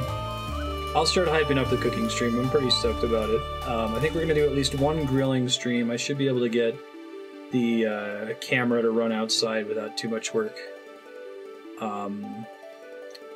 I would like to do sin cake, which is a recipe my mom taught me. It's the best cake I've ever had. It's something I actually already know how to cook.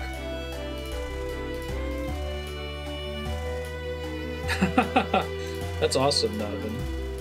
How's your new doggo doing? Little Floof. Is a boy or girl? I saw pictures on Facebook too. Oh, nice. didn't realize you were that close to Seattle.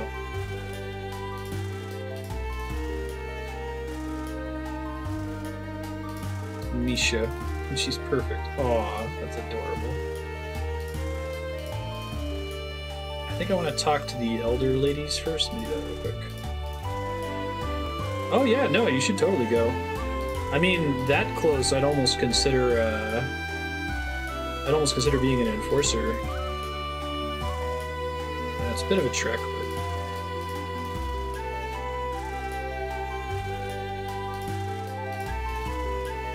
Sisters all. They're better ruled by women who know grace and civility than men with their barbarous ways and love of war.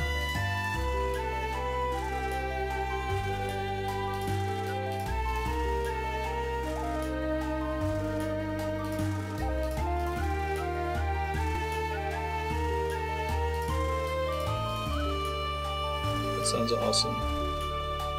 Wear them as a pair. Crystal's been stolen by a dark elf. Now the crystal is gone. We could lend it to you. Okay, well, promise I'm not gonna give it to a bad guy that's gonna totally use it for ill purposes.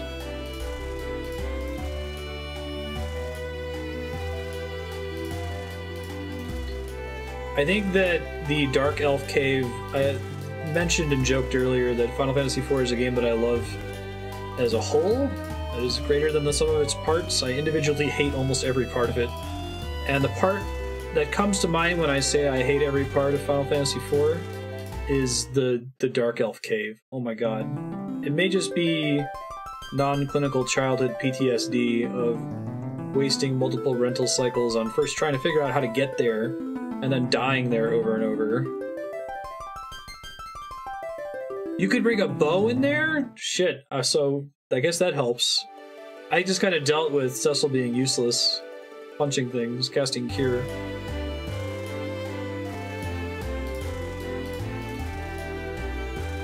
I did not use a bow. I did not know that was even a thing. You can't use one in this version? No! You raised my hopes and dashed them quite expertly, sir. Bravo!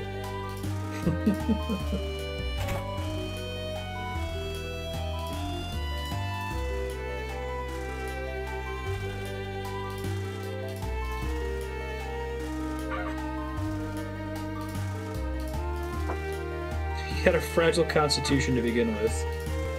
No kidding.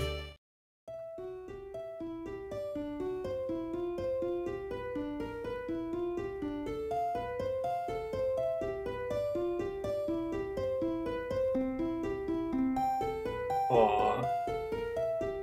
No more Spoony Bard talk. This localization's so much better, but like they know how important and critical to like the localization lore Spoony Bard is. They kept it in. She's not great. Really? He's like an onion knight, basically, Aki?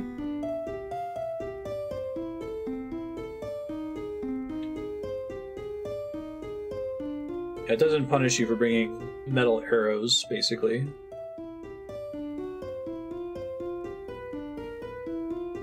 Not great. She's being, like, suspended from a ceiling for presumably weeks now.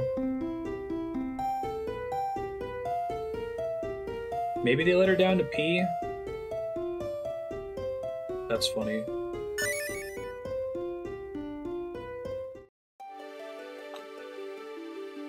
Is that how that worked in the Super Nintendo version? So there was a character in the town that planted the Whisperweed was like a, a fantasy cell phone.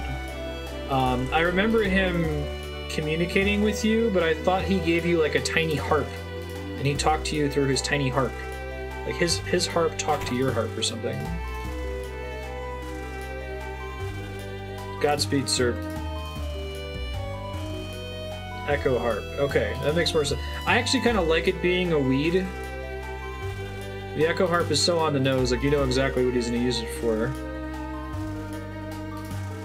I wonder if it was a weed in the... I'll have to check Legends of Localization. If it was originally a weed in the the Japanese version, and then they thought that would be too confusing for Westerners, so they changed it to the Echo Heart. Or if that's a new invention in this game. I want to say at the end, but it's so expensive here.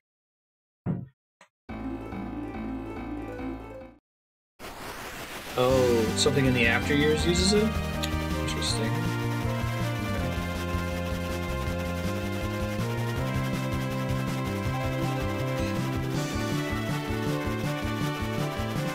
The GBA version is the one where you can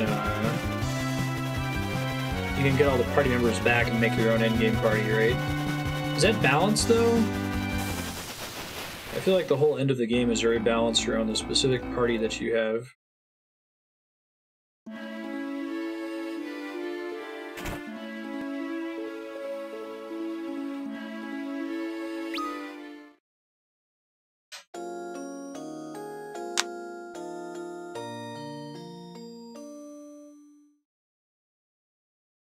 Oh, they gave extra dungeons and equipment for the characters to become stronger. Interesting. Like there's dungeons that are balanced around having Edward or something. That's cool. I think we talked about this last time. I don't remember if we came up with an answer, but like, what game has more very distinct versions than Final Fantasy IV? It's one thing if a game has been ported a lot of times, but like, there's a huge difference between the GBA version of FF4. There's even a pretty big difference between like the PS1 port. This one's super different. The PSP version's super different. Twin Heart. Thanks for checking that.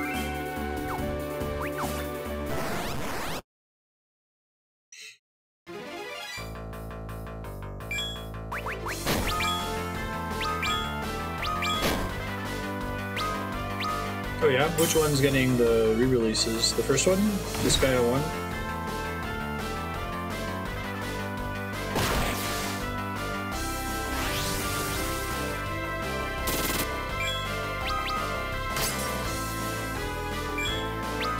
I don't know what I'm thinking of having Tella physically attack. I also don't know what I'm thinking with this party order. It's easy to forget about the row system in the 3D version.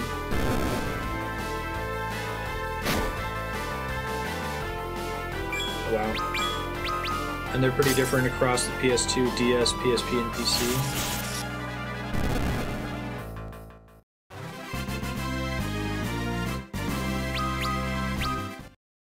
First I was afraid.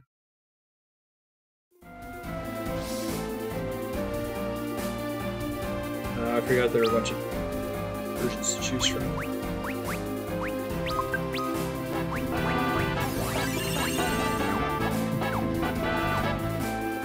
Thank you, Ralph. What was the reason for,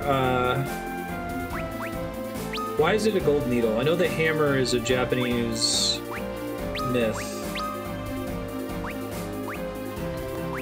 On the front, that's correct.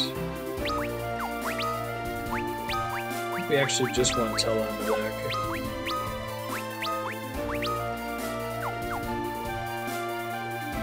I liked having Sid as the party leader in the Super Nintendo version.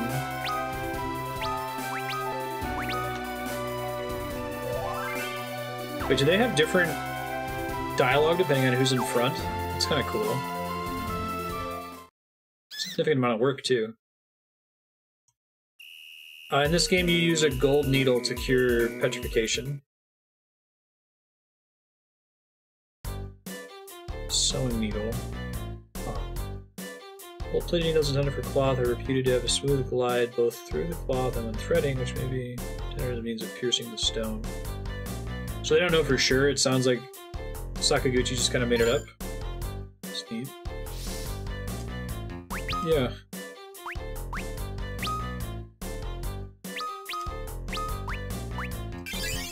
Is Gold Needle the official? Is like Square moved to just calling it that? I know it was soft in Final Fantasy, as late as Final Fantasy 9, right? Because they had the whole super soft item. Maybe it's different based on different settings.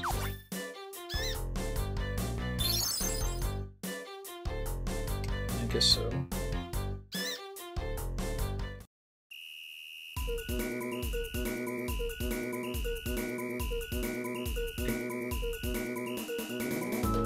Final Fantasy V still has my favorite, one of my favorite Chocobo themes. The Black Chocobo one, the guy going, "Whoa!"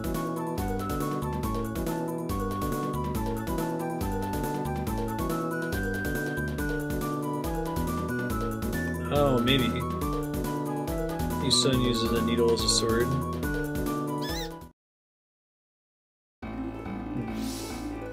Yeah, the mallet cures Mini, which makes sense. Well, I haven't heard the 13-2 Chocobo theme. Now you said you don't use Discord, but could you post a link for someone to share in Discord? My claws aren't affected. Good.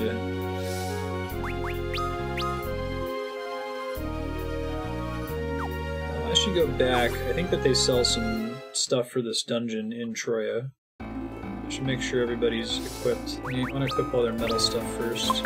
That just raises further questions! Your clothes. Why is that the way things are? Do rings count as metal?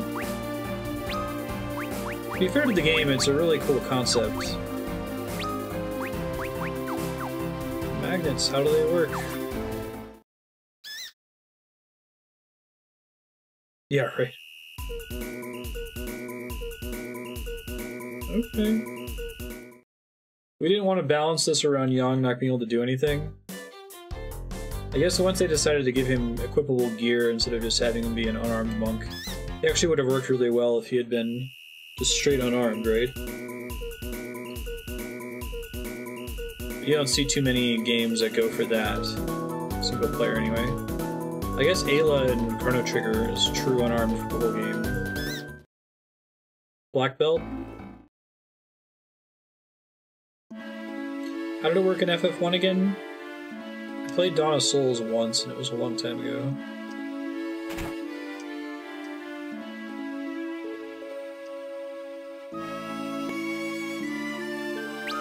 I think Ruby's safe.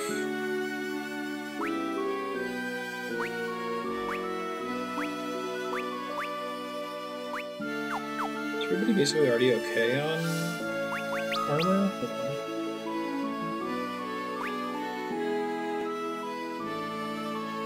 Yeah, I guess so. Huh. Get them the Kenpo gi. Way more damage on arms. Medical instrument that increases blood circulation and dispels tension in the body.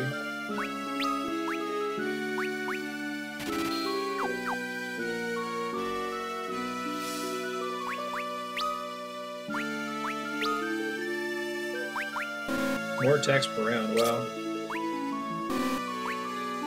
That is old school. I got 2 cursed rings, which makes poor Aki hate me.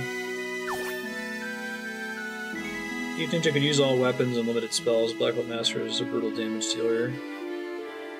Got so many hits when unarmed that weapons became useless. Oh. Acupuncture can help relax muscles. So it can also relax you in your little stone statue. Okay, Final Fantasy. Sure. Oh, shards, I see. So this is new to this game to give Cecil something to equip.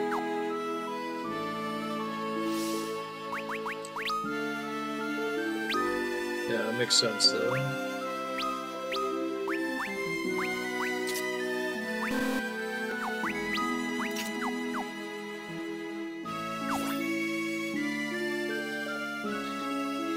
That's a neat change. Pretty sure I just went in there with Cecil being useless the whole dungeon. Or maybe I unequipped his weapon and had him cast Cure. Oh, that'd be nice if you can.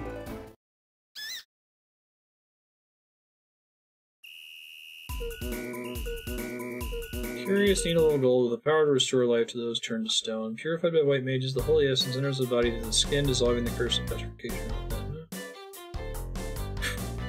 Okay. Glorious feeling of joints and muscles loosening. So So I've kind of been under the impression that there is like no scientific evidence whatsoever to support the efficacy of acupuncture. Is that accurate? I'm sure that there's a placebo effect like there is with everything, but it seems like a really consistent description. Oh sweet, I'll have to try it, Aki.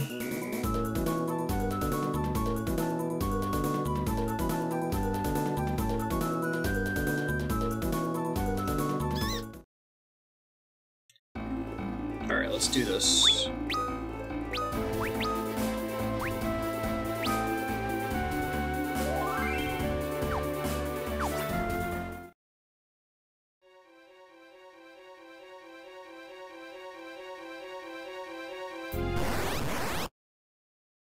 Shiny magnet rocks. Ugh, fantastic.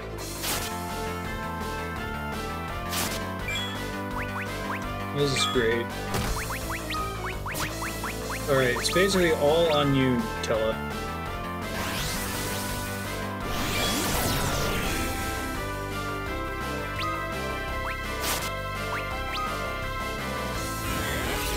Oh, I forgot to use this item. Do it next turn. I remember I never used Bio as a kid. I just didn't get it. Like, I think I probably tried using Poison and I was like, this kind of sucks. Which was a correct deduction. And I assumed it was just like Poison 2. It's actually really good because it causes their health to start draining every second. I remember it was the way that I finally beat the Magus Sisters. I was stuck in them for a long time when I was a kid.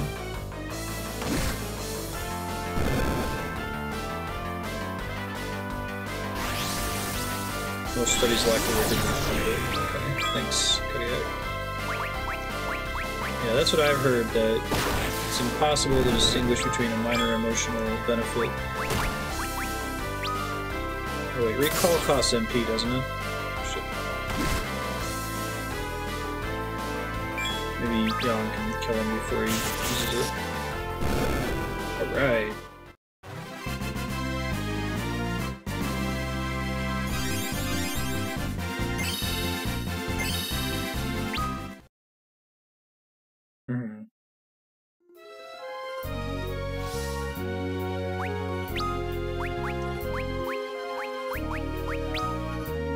Well, it's the kind of thing that's like covered by insurance. It weirds me out sometimes. You could be having a bow if you were in the better version of the game, right, Donovan? Alright, let's try to remember to use his shard as an item next time.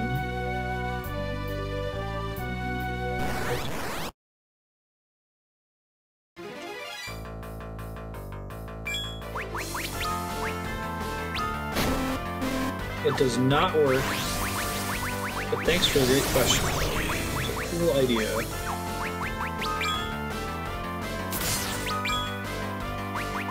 Yeah, he's garbage enough.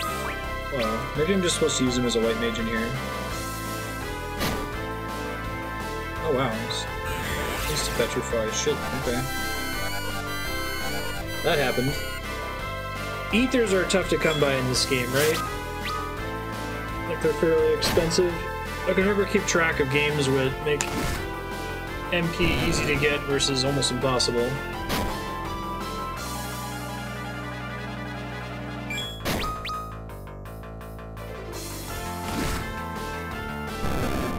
Alcohol is one of those things that I feel is going to be tricky to explain to an alien civilization. Hey, thanks, Bio. Saving the day. Don't remember things petrifying you here. Adds to my hatred of this dungeon. Until I'm not Cal. Of course he can. So we need to buy a shitload of gold needles.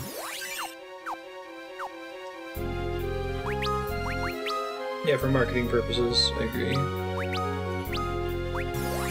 It's like, sorry, but for a really long time it was really hard to trust that water was safe to drink and store it for a long time, so alcohol kind of made sure that was the case. And then people kept officially drinking it at like business gatherings for centuries after that.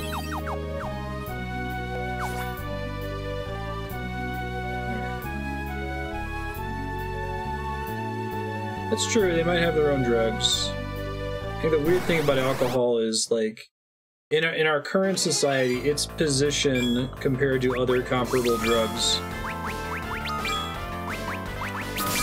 Like, it is so normal, right?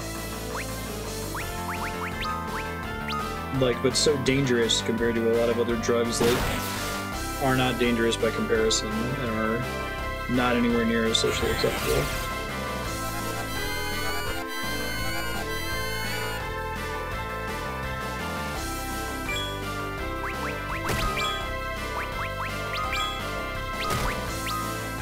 Business gatherings. Oh, I was pressured into drinking with my boss when I worked at Chase.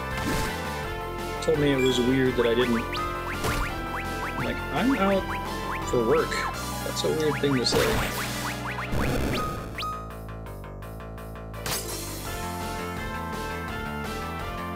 Yeah, I hear you on that, Nodovan.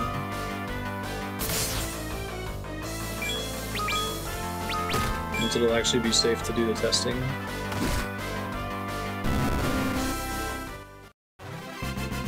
But I cite business gatherings as like a way to demonstrate just how normalized it is, right? This isn't just something that a bunch of people do on their free time. Like, they will do it as part of work or as part of, like, professional settings.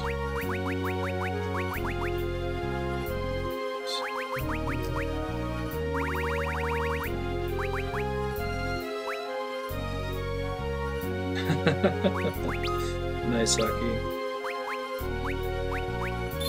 Andrea drinks quite a bit right now, especially on the weekends. Deal with stress from the week.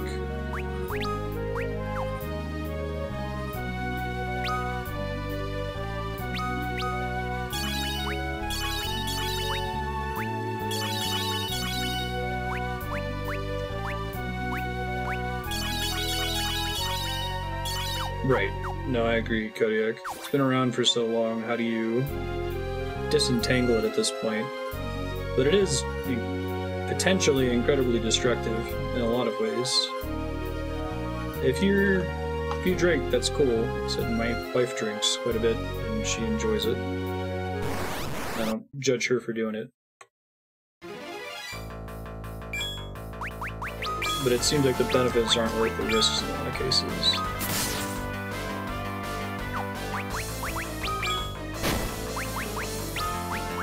Hey, welcome back, Chocobo.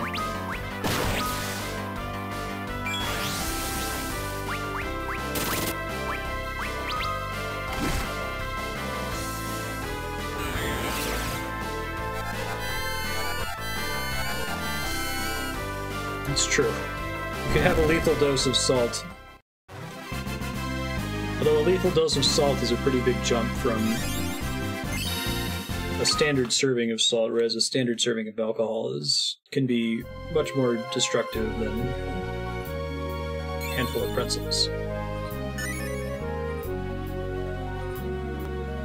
No, Kodiak.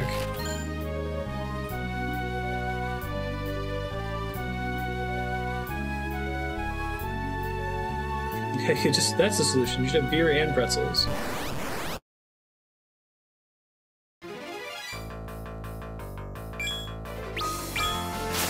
I know I'm the weird one about being a teetotaler. I don't get an opinion because I put sugar on my waffles instead of syrup. So, don't listen to me. Yes, it's not exactly, it's not alcohol poisoning.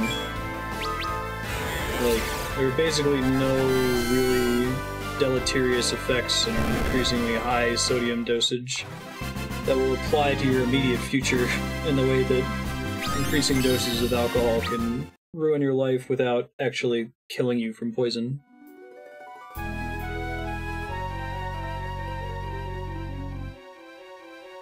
Yeah, no, I'm more talking about, like, acute alcohol usage rather than usage over time. I don't really care about that. I I'd be a hypocrite if I complained about that. I eat like shit. I don't really exercise. I'm not gonna yell at somebody for drinking because it's gonna screw up their heart or something.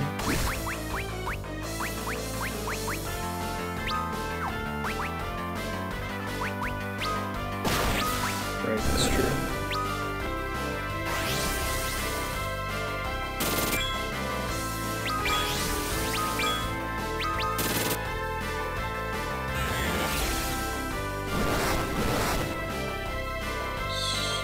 Arguing about the destructive potential of nuclear energy versus coal. Nuclear meltdown is very destructive. It's distributing blackout drone. Burning coal is more destructive overall. The effects are not as readily apparent. Wait, so what's the stand-in for burning coal? Not drinking and dealing with reality?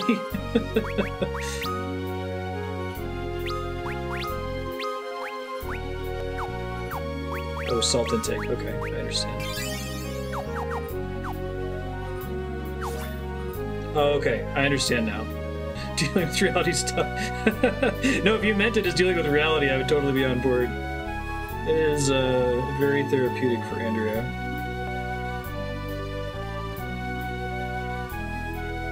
No, I see what you mean, though. Yeah.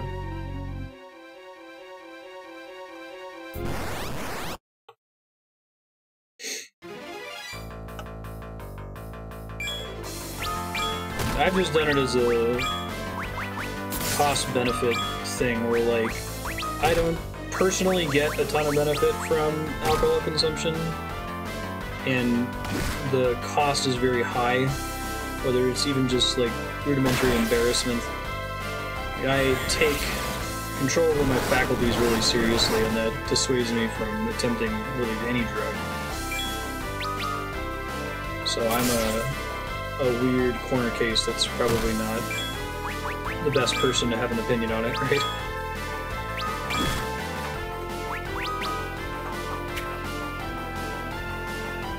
Alright, see you, Kodiak.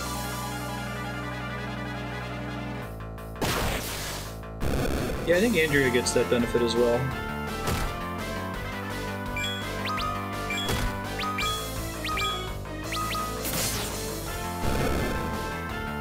And I reiterate, I'm not saying that it's bad for everybody, just presenting why I don't do it and my befuddlement at why it's so ingrained in the culture. I'm not saying if you do it, you should feel bad, or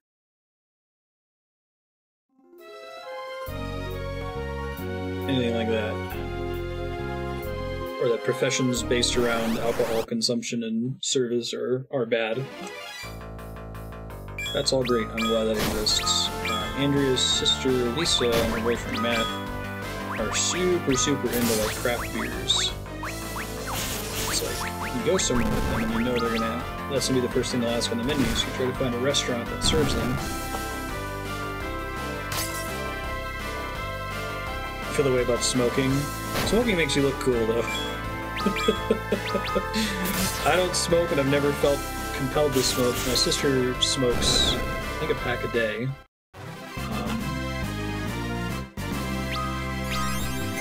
She looks really cool when she does.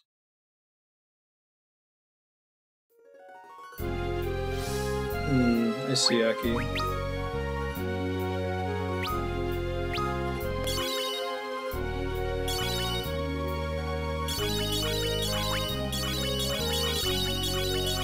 Pop throw my potions in here. I feel like this dungeon is a sieve to get you to consume all your potions.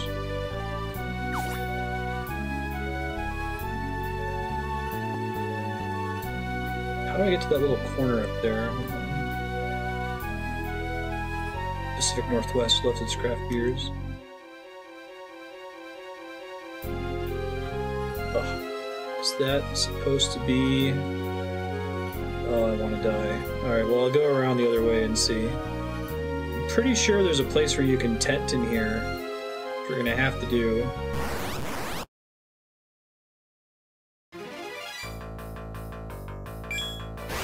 It's watching so much. At least that seems to be consistently failing to land.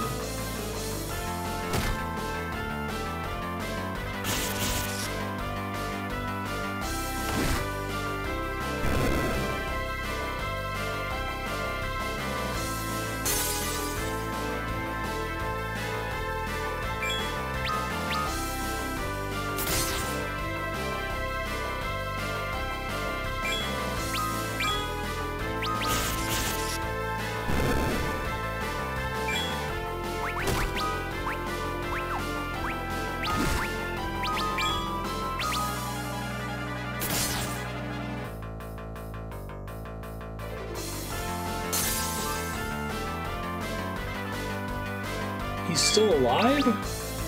For reals? Alright, now he's still alive.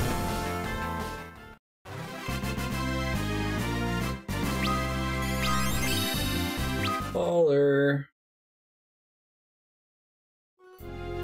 Okay. Let's... Do I want to use an ether? I don't.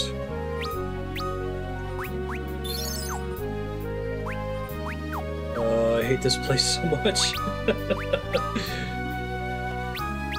I think this is my go-to, just explaining to people in general the concept of a video game being greater than the sum of its parts. I'm like, yeah, you know, like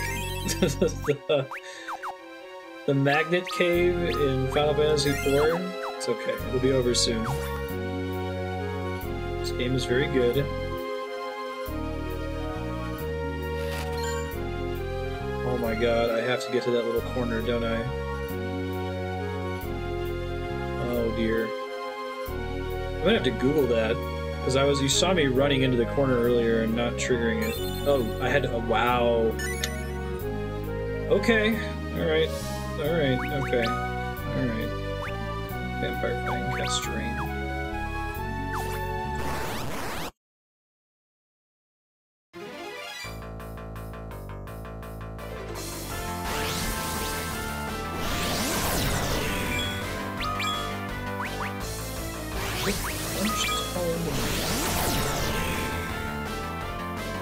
Just like everything that could be considered a dungeon in FF8. Yeah. That's very interesting to me.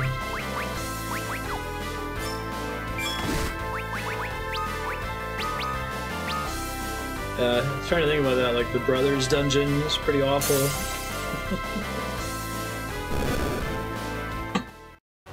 Kingdom Hearts is like that too, except maybe Halloween Town. And like I think I like the Hades Cup. The actual level design of Kingdom Hearts, I didn't realize how bad it actually was. Forgive bad dungeons that have good music. Look at that.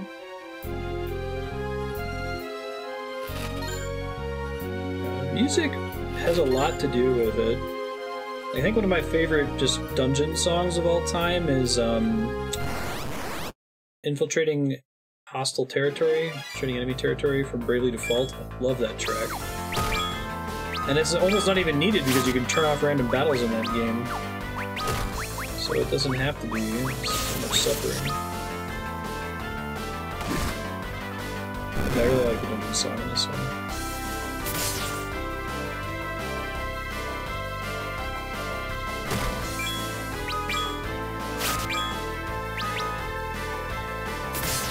I think most of my dungeon angst comes from random battles, now that I think about it.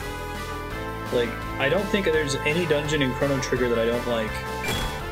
That's because even if a lot of the battles in Chrono Trigger are unavoidable, I feel like I have more control over it. Wild Arms 3 for amazing dungeons and amazing music. What's great about Wild Arms 3's dungeons? I've heard a lot of the soundtrack.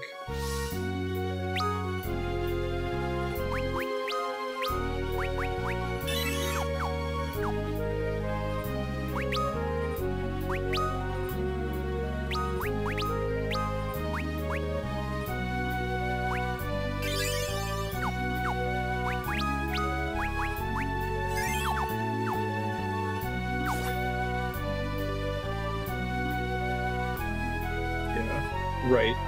I'm just trying to explore. Or it's like you're trying to remember where you were going and the random battle throws you off. It makes it easier to get lost. Having a map in this helps a lot.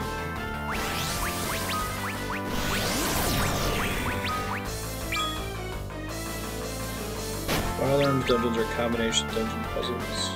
Huh. Like Lufia?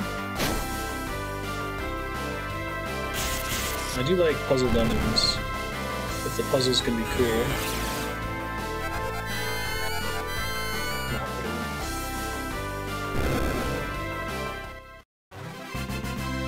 I think the main reason I'm so attracted to Bio isn't the sap effect, it's the fact that enemies can't resist it. I hate having to guess whether the enemies are going to absorb my ice magic. Let's cast. Astasuna.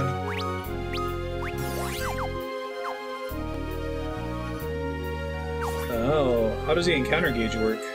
To let you know when one is coming up? I do like that, something that lets you know when it's coming, even if it works almost exactly the same way as any other game with an encounter system. It gives you a small little feeling of control. Thank God we made it. I should have brought more tents. Brutal.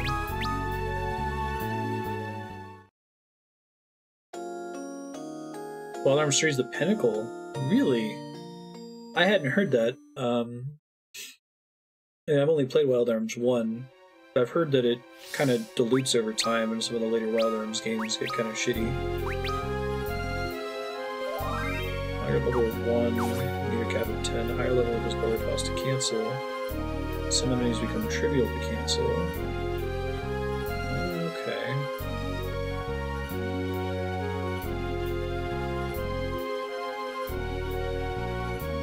Oh, I know, Chocobo, man.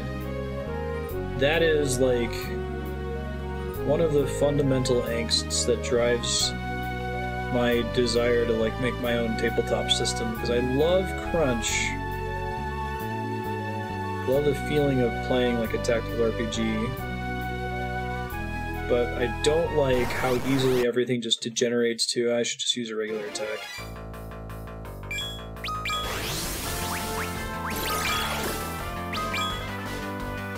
1 and 3 the best. These art holds up better than 1 for both the fun gameplay. No, puzzles, I forgot how good the puzzles were in Wild Arms. We only played 2 hours of it on stream. When One Eye put it on Subblock, but it was enough of a reminder.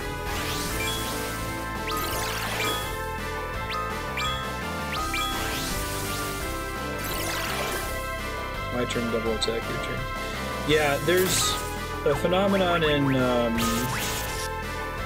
shit, they absorb lightning? Alright, whatever game. Do you. There's a pretty nasty phenomenon in tabletop RPGs, and it's most players aren't, like, all playing the game together. Most players are just kind of waiting for their turn. Well, that does take a turn to do.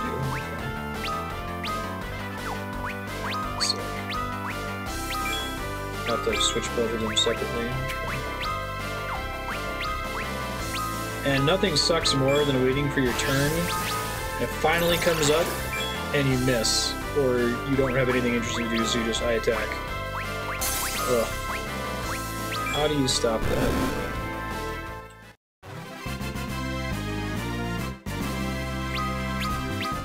My minions in my setting that die if you walk in their square or touch them or look at them are kind of a nice way to, well, if I can't do anything super exciting, I can at least plan out a deterministic way to improve the combat by moving through and killing these minions. But even that's just kind of a band-aid, especially when the minions run out.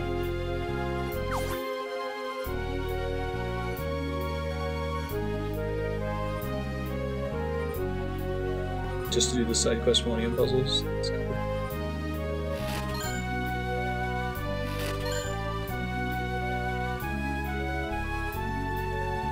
That is cool, Chocobo. Yeah, right? Does that mean you only get a speed of 5? That's awesome.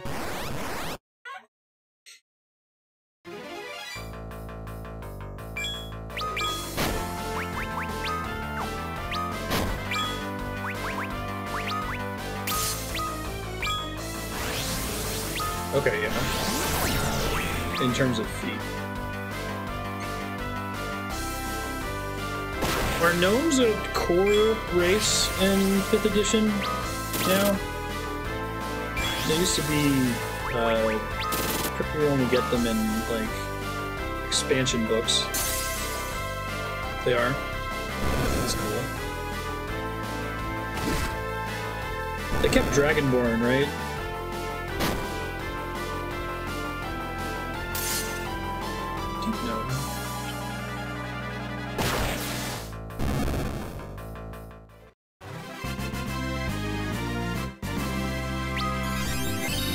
I feel like there's a lot of the core races in D&D are kind of samey just because we're calling back to the classics from Tolkien and the like. Get to see more stuff like the Warforged from Eberron and the Dragonborn, as cheesy as a Dragonborn is.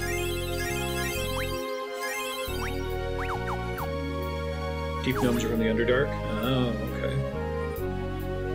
Like Dark Elves, Drow. Surf Neblin? Is that what they're called?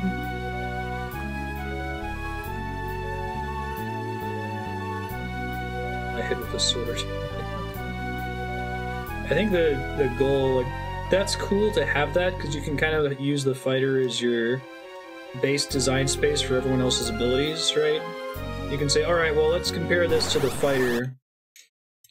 Given that it does this extra, it shouldn't do this damage, because that wouldn't be fair to the fighter, that sort of thing. I feel like you have to do, like, out-of-game narrative stuff to keep it interesting.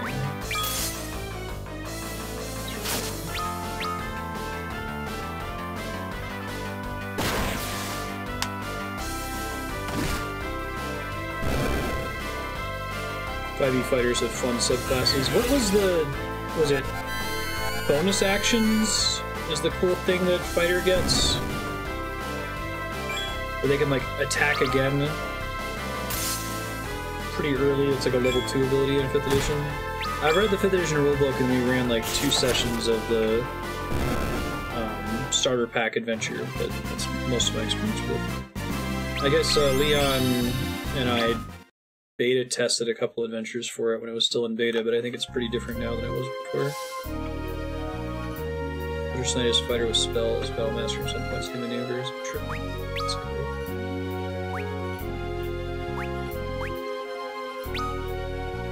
What's 5e's solution for maneuvers?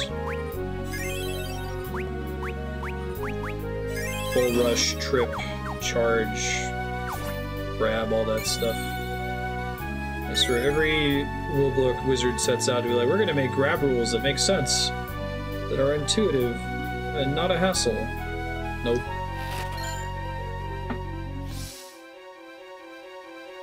Feat's pretty crazy. -5 attack with +10 damage, so I can choose again for huge payoffs. Oh, it's an OP feat. It's always correct. I thought they were doing something in 5e with getting rid of feats because they were... they degenerated so easily, and they usually ended up resulting in there being a feat tax, or there was something that was just so obvious you had to take it. I need to confuse. Oh, that'll be nice. They're optional, wink, wink, nudge, nudge. Ooh, dice just for the maneuvers. Okay, that's cool. I like that. I think maneuvers should be an encounter power.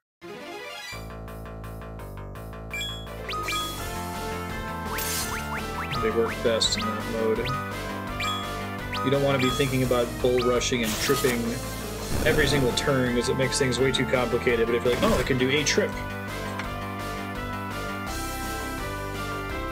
These are what you take instead of stat increases.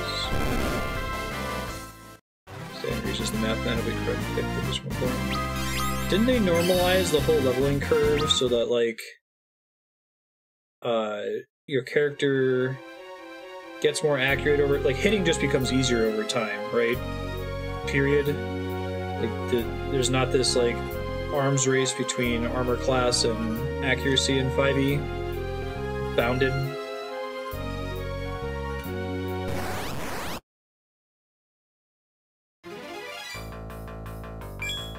Attack those up.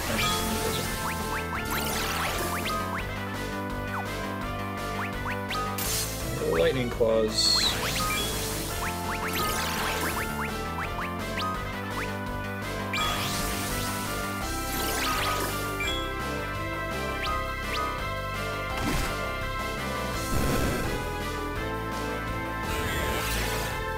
Sure. I love thinking about tabletop combat math. It's such a neat concept.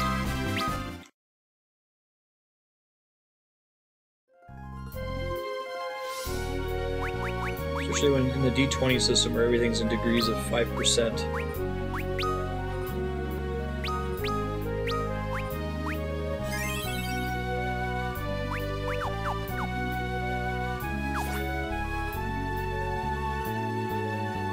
Right.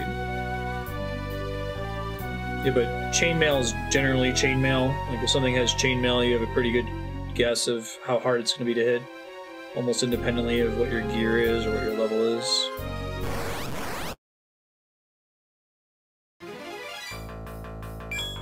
Okay.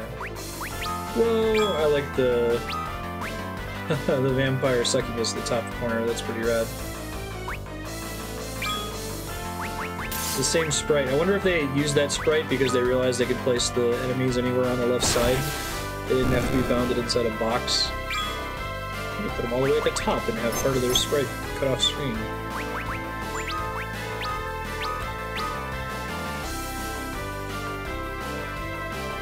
Yeah, some natural armor.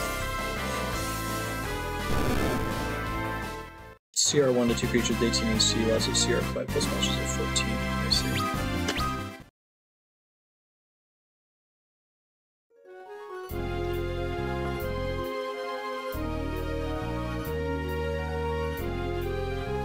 Oh my god, this dungeon's so brutal they give you 2 save points.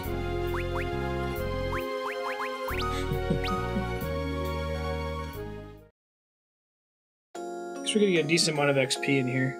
How does XP work in this game for party members that are out of your party temporarily? Like, is Rosa technically gaining XP behind the scenes here? Leveling up, earning abilities?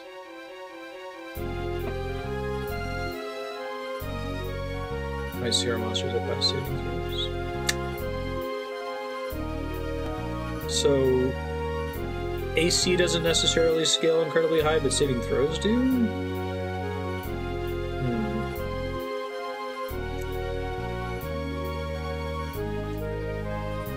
I really like the idea, and have adopted the idea, of most added effects always happen, but if you succeed, they happen really well. Like, instead of getting 1 stack of poison, you get 2 stacks of poison, but you're gonna get a stack of poison no matter what. As nothing feels worse than having a cool idea, especially involving a status effect, and then the monster just resists it, and you're like, oh, well, I guess I wasted my turn. Wrong.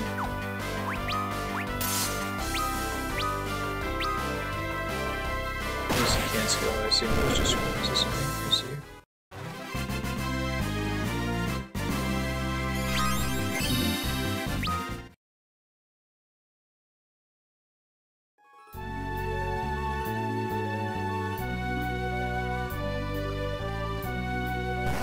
What's a typical, like, to hit bonus for a level 5 character?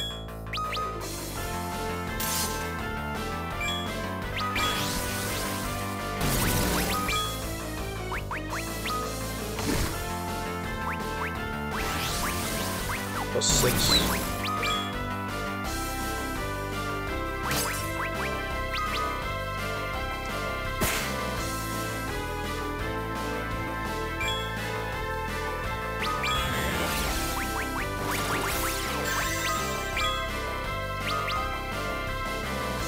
Eight's possible if you're min-maxed.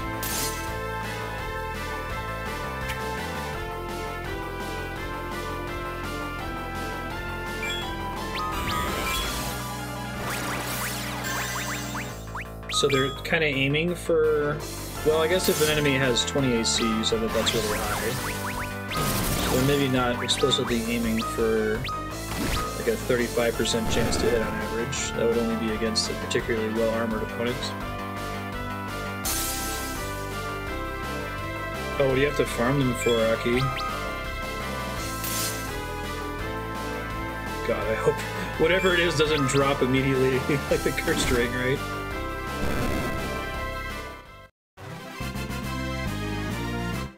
Can't rely on CR at all. What's the main difference about CR then? Is it just damage dealt in hit points, probably?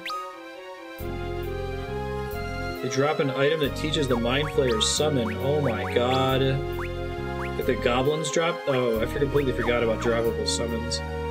And you're never actually going to use the Mind Flayer summon, right? Like, I'm sure it's not anywhere near as MP efficient as any of her actual summons, but you are trying to 100% the game, so you have to get it.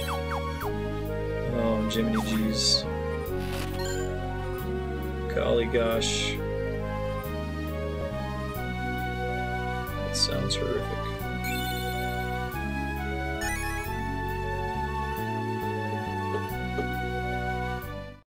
Isn't 5e designed to have almost no magic items? You get a magic item, it's a big deal. Alright, here we go. Can you actually come and find him without having talked to Edward and gotten the Echo Harp, the weed? I like how the Dark Elf went to the trouble of building his little crystal room. Yeah, I don't like that either. I like shitloads of magic items. I think the reason for designing around not having them is that they suck to track. But we all play video games these days. You can find them and you'll die. Wow. That's one of the better looking models in the game so far. They all look pretty good.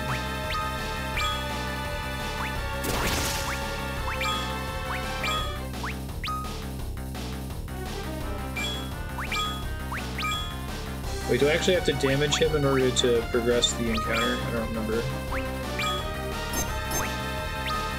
Probably just happened based on turn progression.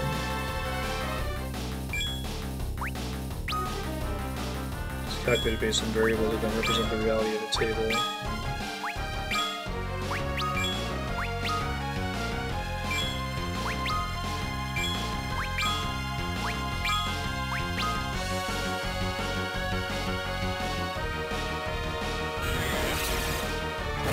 65,535. Nice.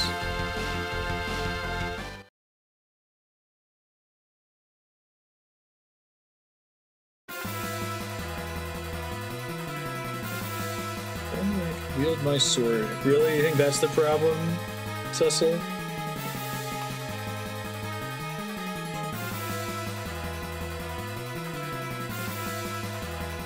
Yeah.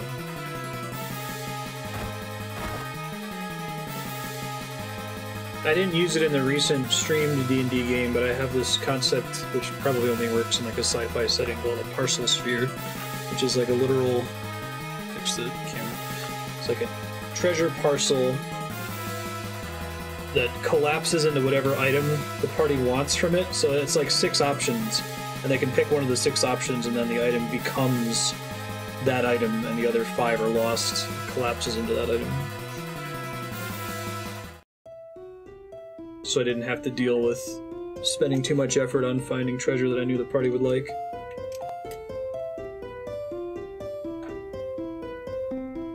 The PSP version of FF4 The After Years is the best 2D Final Fantasy you played? No kidding. That's probably the one we'll do.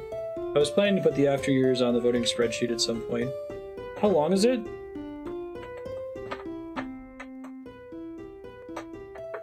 You just mean mechanically, Aki? He's maintaining the magnetic field. He will not be able to maintain the magnetic field while I'm playing music. That makes sense. You should get a full heal out of that, too. Oh, I should have brought him a metal hammer. Oh well. Well, that's not terribly different from our previous setup. At least he won't be able to one-shot us. Really release episodically, so the length was meant to keep you occupied until the next episode came out. Oh, okay. So maybe when you play it as a full product, it's grindy.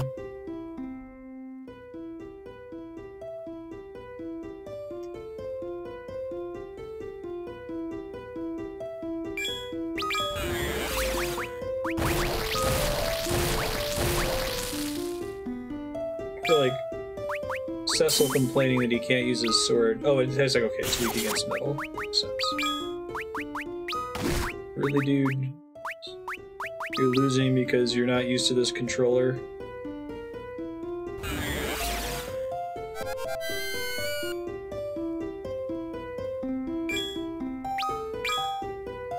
think 14 patch content.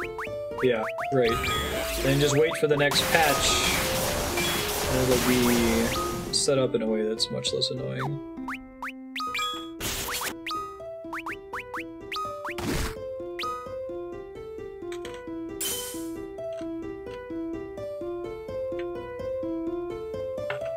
Ben, please don't knock the monitor over.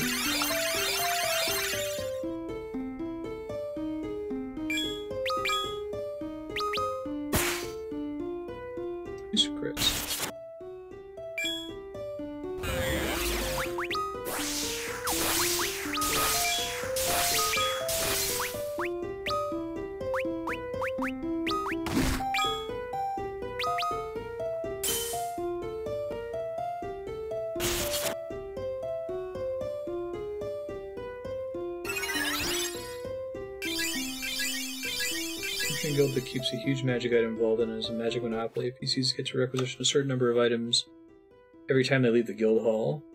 The more they leave the guild hall, the better stuff they get. All magic item managers play work for not you. Okay, that sounds pretty fun. You basically just give them the entire magic item list, Leon. It's a cool concept. Ew, triple bio on the party. We've established that lightning is safe to cast on him.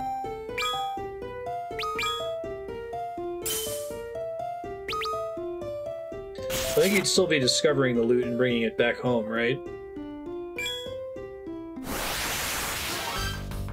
Whoa, I forgot about the second phase. Shit. Oh, super die. Alright, that works.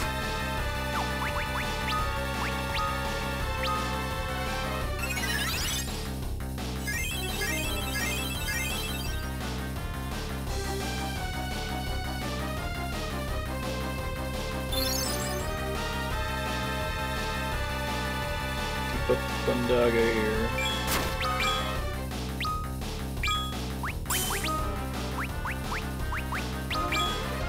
I think that my bio effect carries over to this phase, but I'm not 100% sure.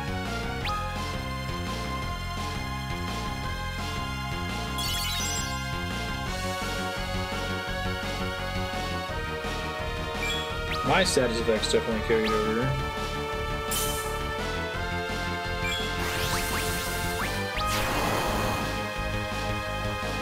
Whoa, ouch, jeez.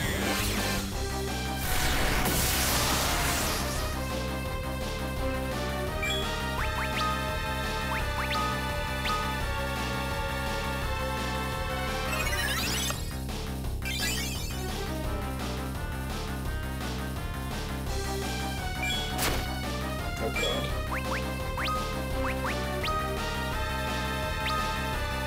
I'm still not prepared to fight this guy, apparently. I probably need to bounce out and get more metal gear. It's gonna be such a long walk to get back, though. Ew. Oh, I'm dead, so I can't beat him right now. I need to have a full set of metal gear on a lot of these characters. Yikes! Well, I got a lot of XP in taking the time to get to that point, so it's not all a wash.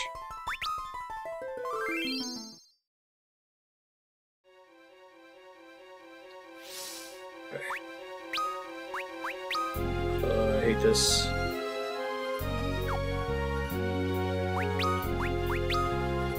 I guess I'll just brute force my way back to that save point. After I get a big chunk of Mythril gear is probably the best gear I can buy right now, is that true? From the town of Mythril off to the west.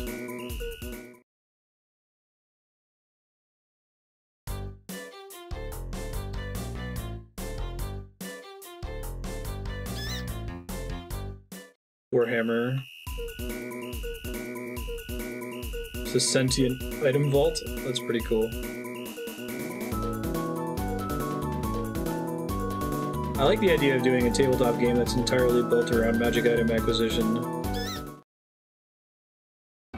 Magic items are fun when they're, like, stupid. Like, one of my favorite magic items is a tree form box. It just lets you turn into a tree. You can see and hear everything around you while you're a tree.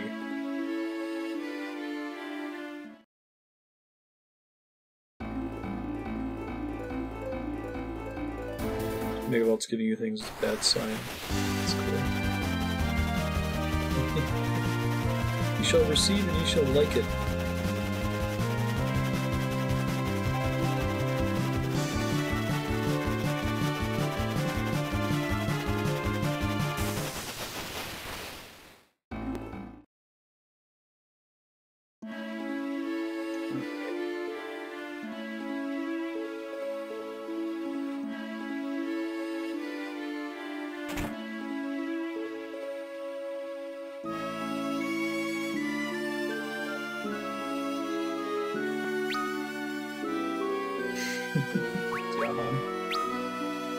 God, that's expensive. The fact that he's weak against it, though, is pretty good. Is that actually better? I'm not sure.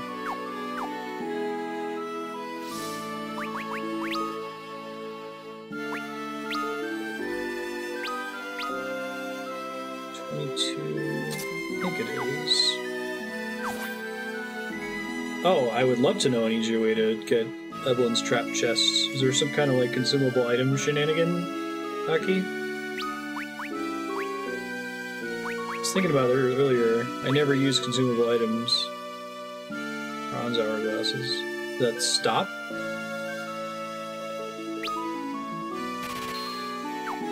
I spent all of my money on those two things.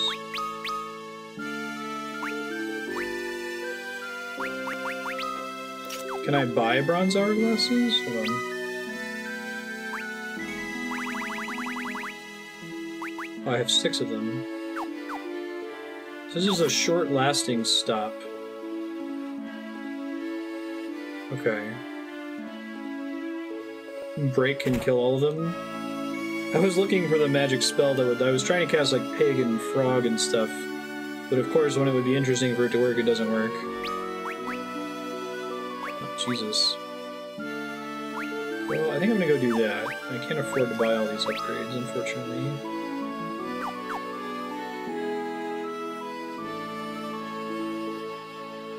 You can if you disregard all consequences. They last longer than you expect. Can I buy or further obtain bronze hourglasses somewhere?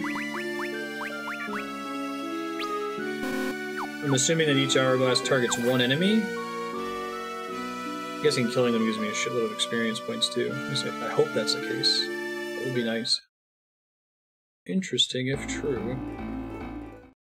I'll buy them later. Cool, I'll give it a shot. Thanks for the tip.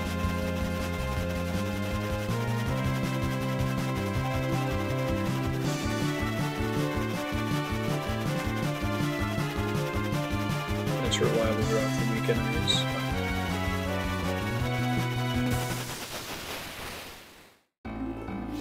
Now, did this place have really good loot in the Super Nintendo version, or was it mostly like dummied out gil and crap?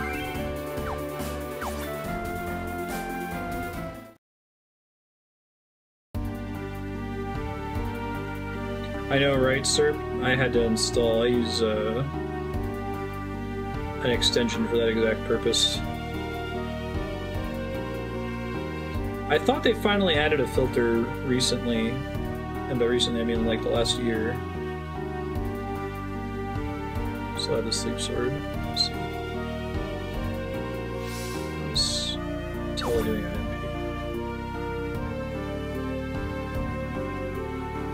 MP? I think that there's a filter. I'll double check mine in a little bit.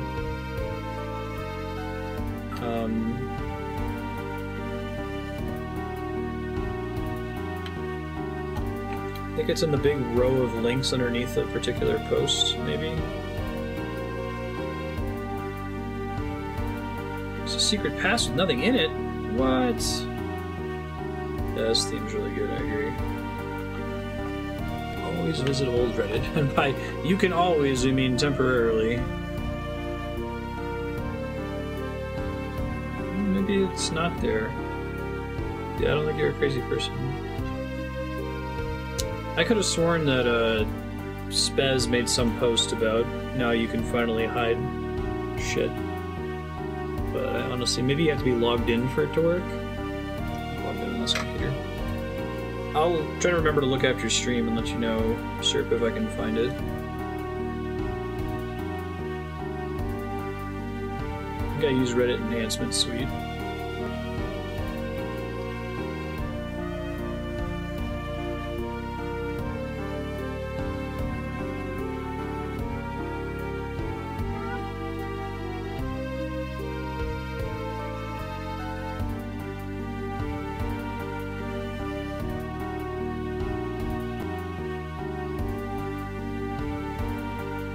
That's cool.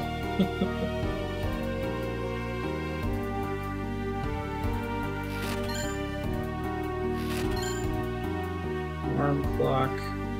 Oh, that might be the item that actually picks you up.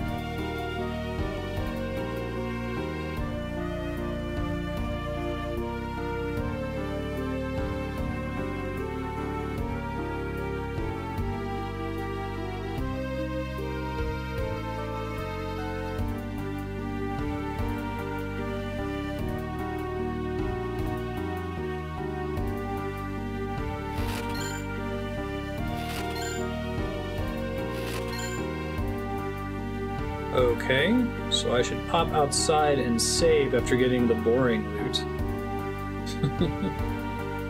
Thought it was going to be way worse on the main path.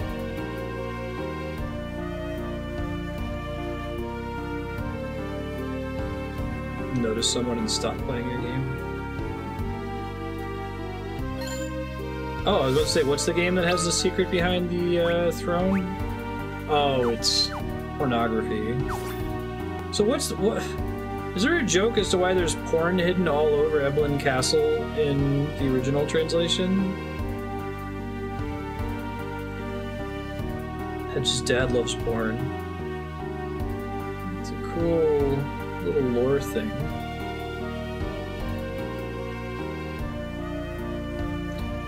Again, it's the wrong game.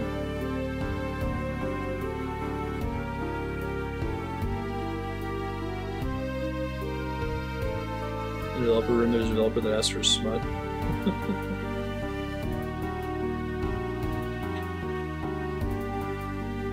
Where's the developer room again? I think I remember finding it. It's just the place where the porn isn't hidden that well. Culturally, they don't feel like they need to hide it.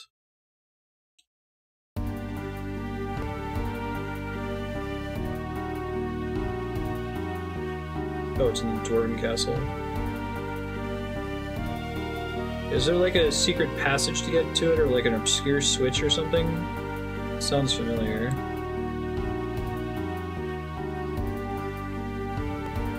I like the developer room tradition in lots of JRPGs. There was actually one in 14 recently. I think my favorite developer room is the developer ending in Chrono Trigger.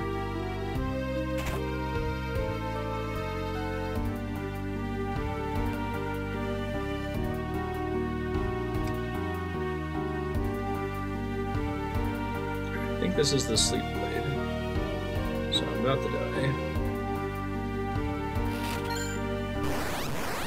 Go between the pillars to get to the Lally Hope pub, and then a secret passage to get to the developer room.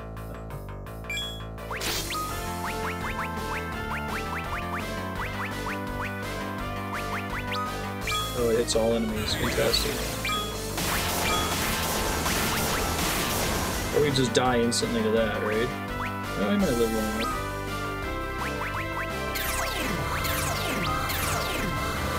Break a single target only, right?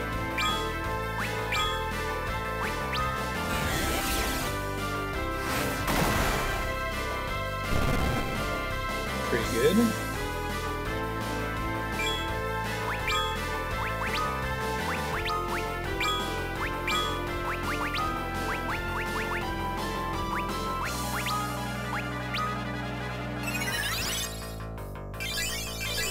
I wonder if this one had a skip to another party member when ATB is up button.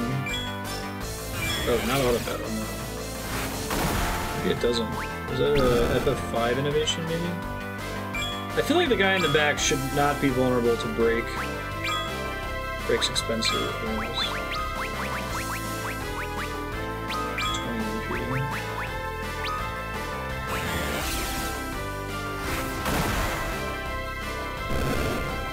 Oh, it worked. Alright. Petrified the stone golem, man. Thanks for the tip. Alright, look at that. Go team.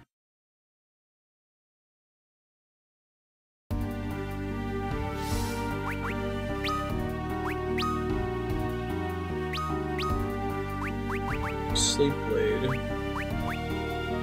Okay, that's not quite as OP as I thought it was going to be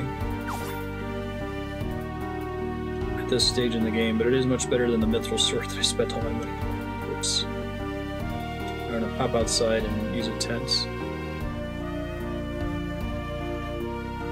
Oh, that's fair. No, I don't mind that sort of tip. If I, like, conclude something's impossible and there's, like, an obscure mechanical trick to do it, you can feel free to share it. I don't want to have to, like, grind for money to be able to get the gear to fight the Dark Elf. I forgot exactly how nasty the dragon was. So I think I rented this game in one cycle from Blockbuster and didn't know how to get to the dungeon.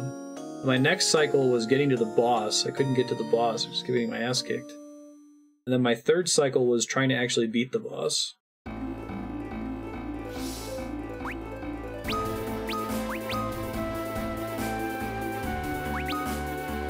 They only trivialize things the moment they become available.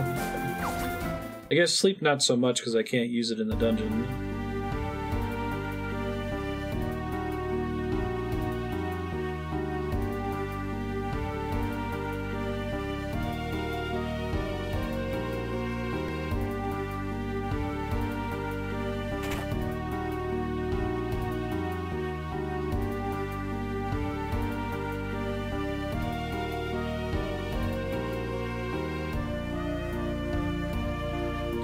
Dropping down from the next floor.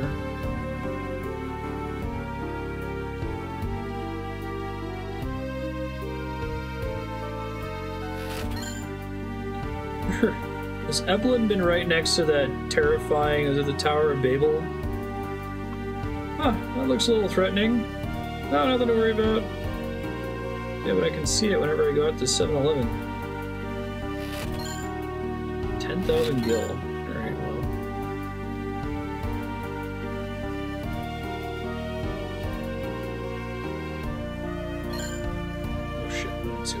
Probably smut. If I had to guess. No, I guess there's something else. So.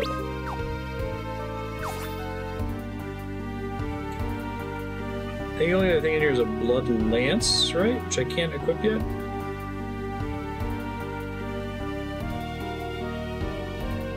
So I don't know my numbers in this game either. This is part of why I like games that use really small numbers, because it's easy to read just how much of an upgrade something is versus games that are getting into like the thousands and tens of thousands. Like, what does 25 attack actually mean? I think it's a blood lance. I think I picked it up and got into a battle and died last time. We'll find out in a sec though.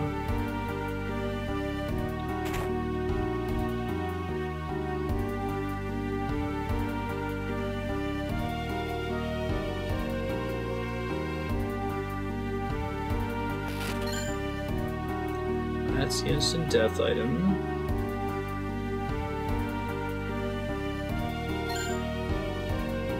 Or smut. I'm gonna drop down to get that one.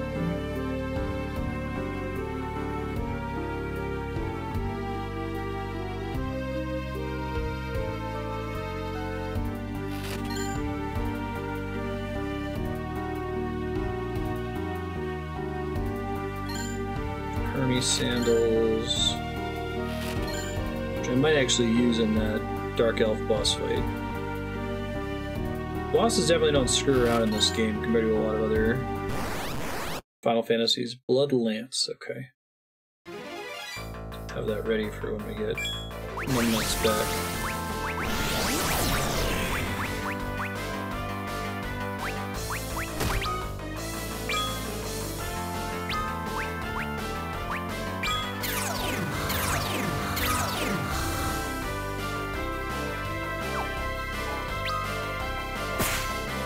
Of course I crit him.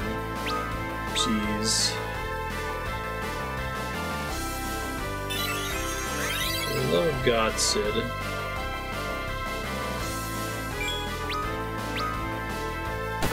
I should have actually equipped the thing. Oh well.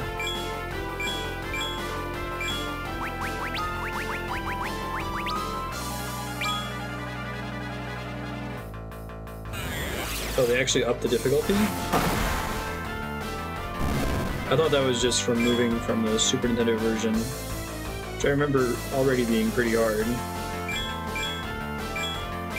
Because like bosses in FF6 are never that difficult. I never find myself in most Final Fantasy games struggling to keep up with damage through healing. Like in a lot of the boss fights in this game, I'm like, oh my god, am I gonna get this heal off in time to not die?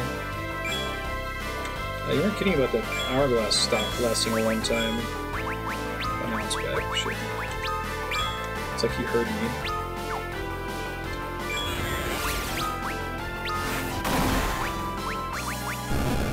Alright, first try.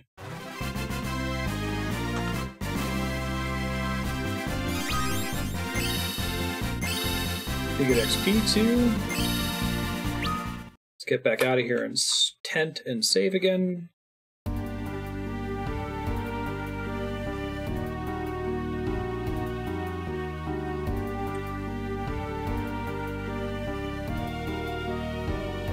Is there any way to know what status effects enemies are weak against in this one? Like, it looks like Libra doesn't tell you. I guess you just have to pull up the bestiary. Poison's still kind of trash. I'm guessing most enemies that matter aren't ever going to be weak against Toad or Pig, although that would be really cool if you had a boss that was weak against Toad.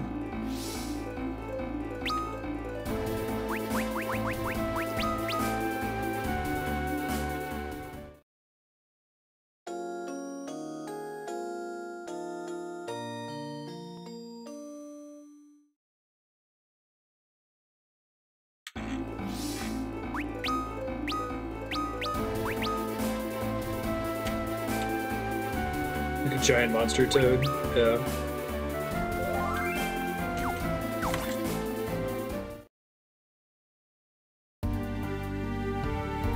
I know historically slow has almost always worked in every Final Fantasy. Like, there's very rarely an enemy that's explicitly immune to slow. Curse. So you already dumped Curse. Is there another way for me to inflict it other than the Augment? Speaking of which, what augments do I have again? It's really weird that they put them under key items. I'm not sure if I agree with that. Oh, Cry is effectively inflicting Curse? Ancient Spirit. I didn't realize it was the same status effect. That's interesting.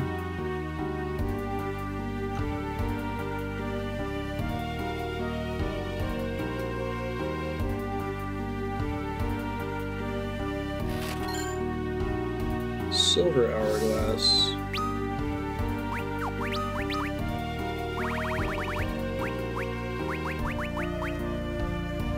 I'm tempted to just use those on Cecil all the time, but I might save them for later. Oh. Wait, what's the difference between a short-lasting stop and stop? Is stop a combat-ending attack?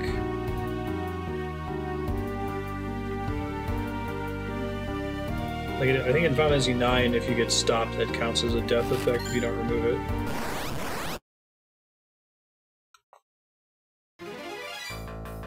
Stop lasts a really long time.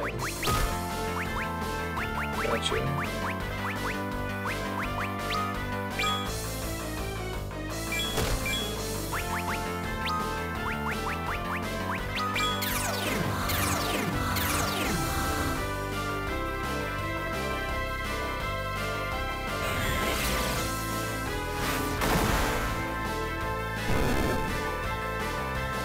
Good rate on that's pretty good.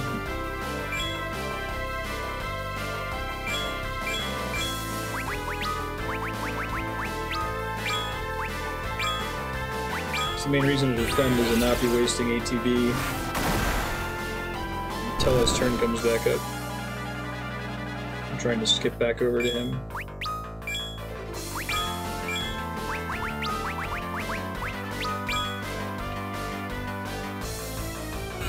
I'm gonna have to go buy a bunch of tents after this.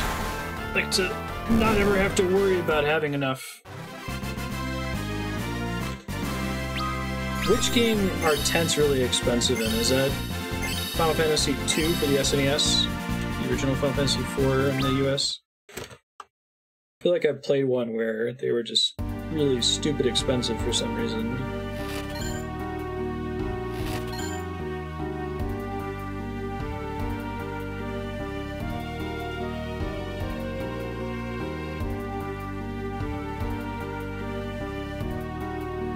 Tents and 9 are really expensive. I'm really glad that 10 just moved. It's degenerate, but 10 just moved to...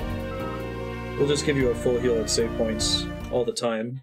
Because you probably would have a tent if we had tents. Like, the main issue with doing that is it makes, it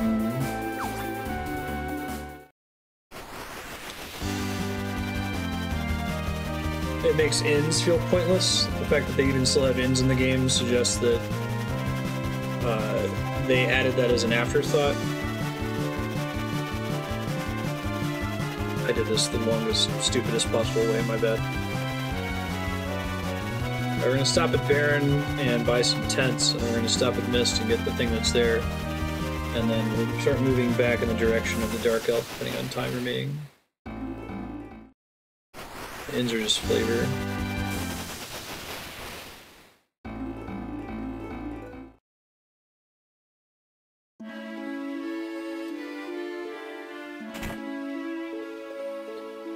Basically, you should never stay at an inn if it costs more than 100 gil, because 100 gil is the cost of a tent. I guess, cabins are technically better than tents, so maybe in the later game you might make that math decision. Can you miss about Twitch, Xtall?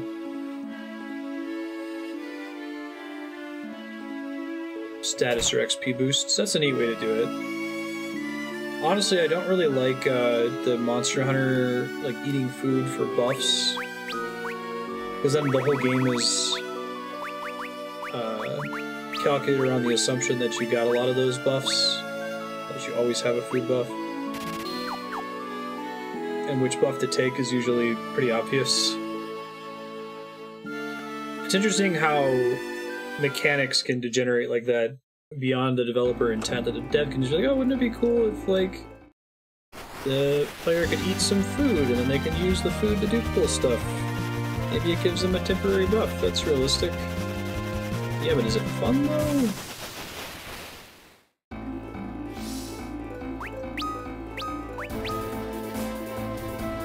Nine isn't kind with prices in general. Yeah. I only played, Andrew and I got 15, we were going to play through it during the hiatus, and kind of lost motivation a couple hours into it. But I saw the food system and I was like, ugh.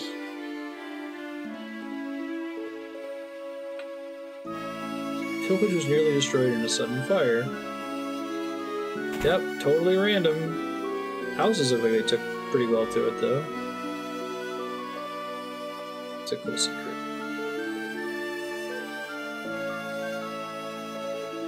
There's a well-rested status in Skyrim? Really?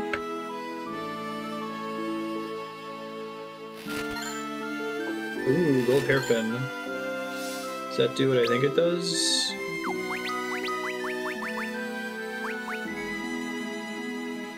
Possibly not. Okay. So it doesn't have MP. And is it ladies only, probably?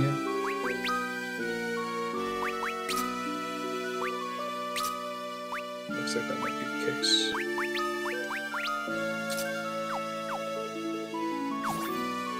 %10 more XP for tending him. What? Oh my god. Oh, that's awful. Polymorph rod.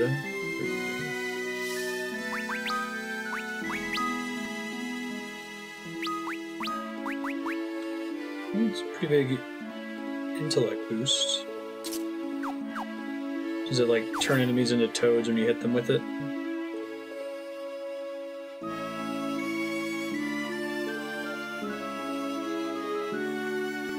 Make the obvious joke about Skyrim just needing to hurry up and become an MMO, but they did that, right? Is Elder Scrolls Online good? Has it been well received?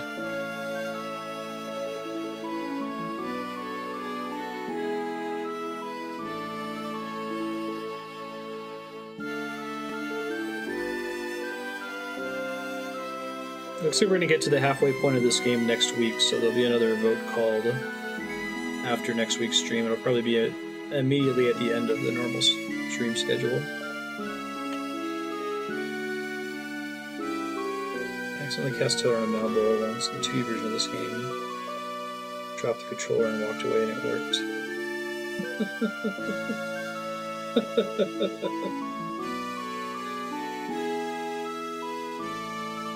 That's funny. Eidolon, whose blade can leave even solid steel. Talk about that Odin. I like the way they hide Odin in Final Fantasy VI.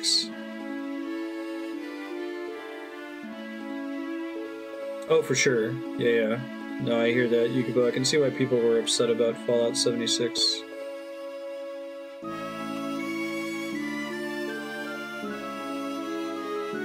Right? I guess my thing with ESO is like, why? You know, like I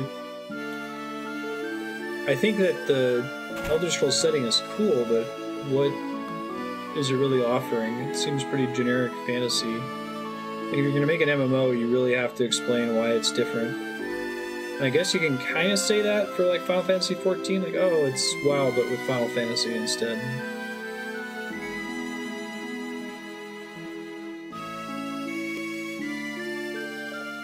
I think Odin was World of Ruin, Basement of Doma Castle. It's pretty obscure, and you can transform him into Crusader, right? Huge, mostly unexplored world with rich lore.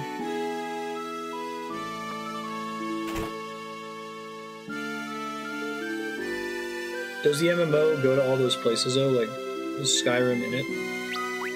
Oh, Dancing Dagger. Isn't the Dancing Dagger super important to some speedrun? Maybe not in this game particularly. It does random damage or something, so you try to manipulate it.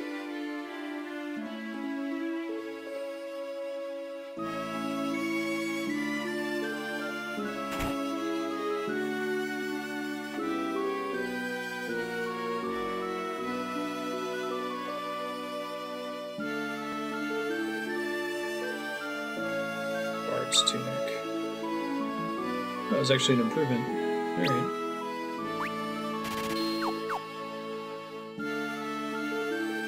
Oh, Morrowind was released as an expansion? Interesting. Is it like a totally different team within Bethesda that's working on it, maybe?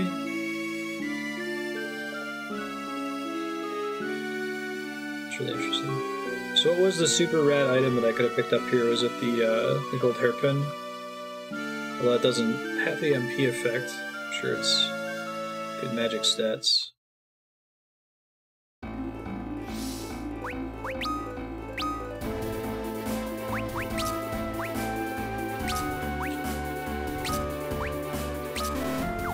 Alright. So I think I'm going to pop back by the Mythril town really quick and get some better armor for Cecil, and then we'll get ready.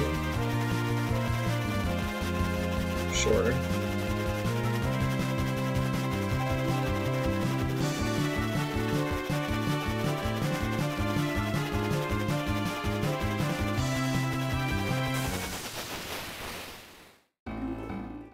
The studio external to Bethesda, gotcha.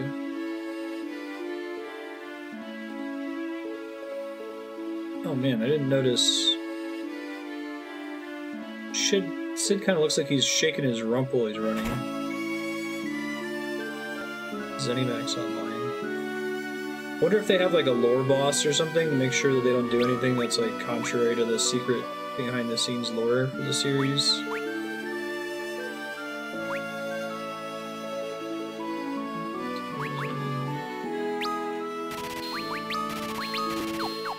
I need to find an easy way to farm money later on.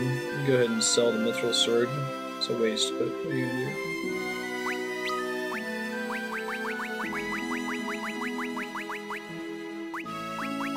Can I still get any benefit from the Hades gear? Probably not, right? It's just unusable now. No, it's actually... I get 60% of my money back. That's not too bad.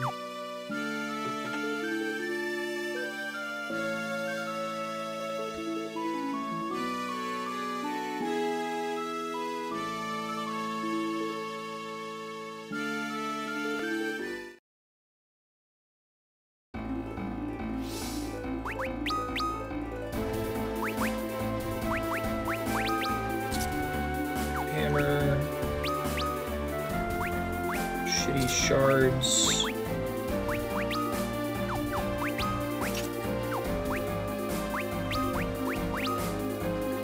the ruby ring on because I think that silver counts as metal.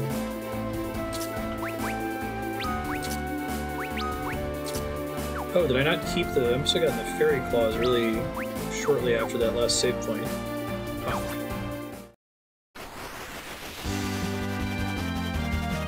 Oh yeah, why is that, sir? No, but carries over.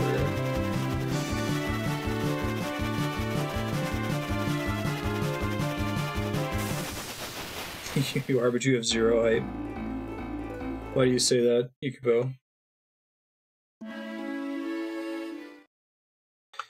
Yeah,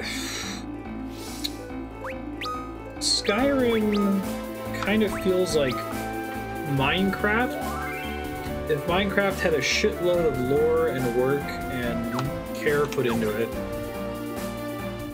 I don't know, it's difficult for me to feel super invested in the setting for some reason. And I think it's more of a me problem than a Tamriel problem. I haven't really been able to put my finger on what it is about the setting that feels kind of blah to me. Let's get every possible way to alienate people here. I don't like alcohol. Let's talk a lot about specific D&D rules. And Skyrim's story sucks.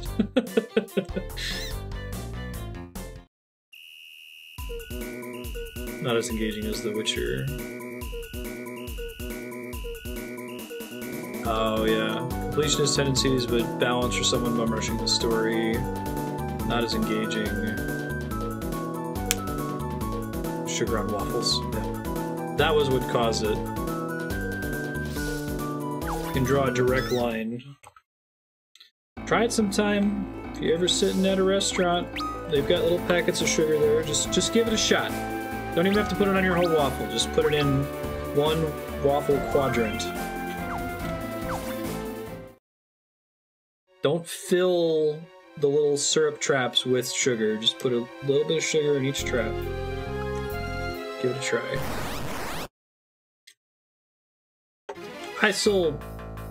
Pancakes must have a different definition. To me, the waffle is just a structurally superior pancake.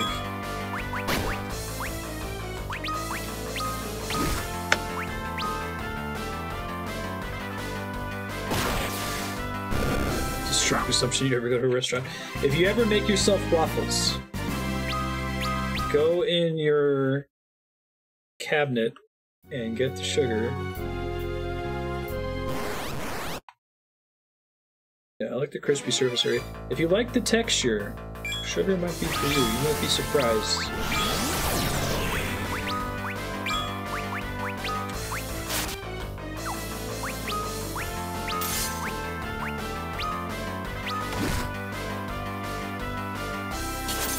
Yeah, that's fair.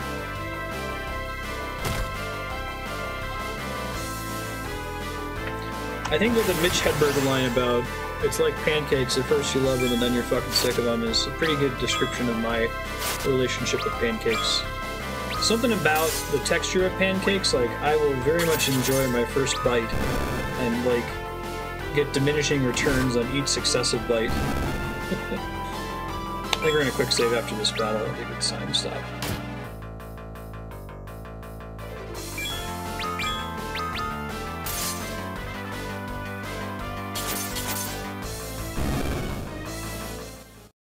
That's far too much syrup. Also solvable with using sugar. I don't feel as strongly about that as I do about, like, getting a bidet, for which mercies are new every morning. If you haven't bit the bullet on that, if you live in a heathen country like the United States where they're not standard in all toilets. Go on Amazon, $25, easy to install, works with any toilet. Believe you me.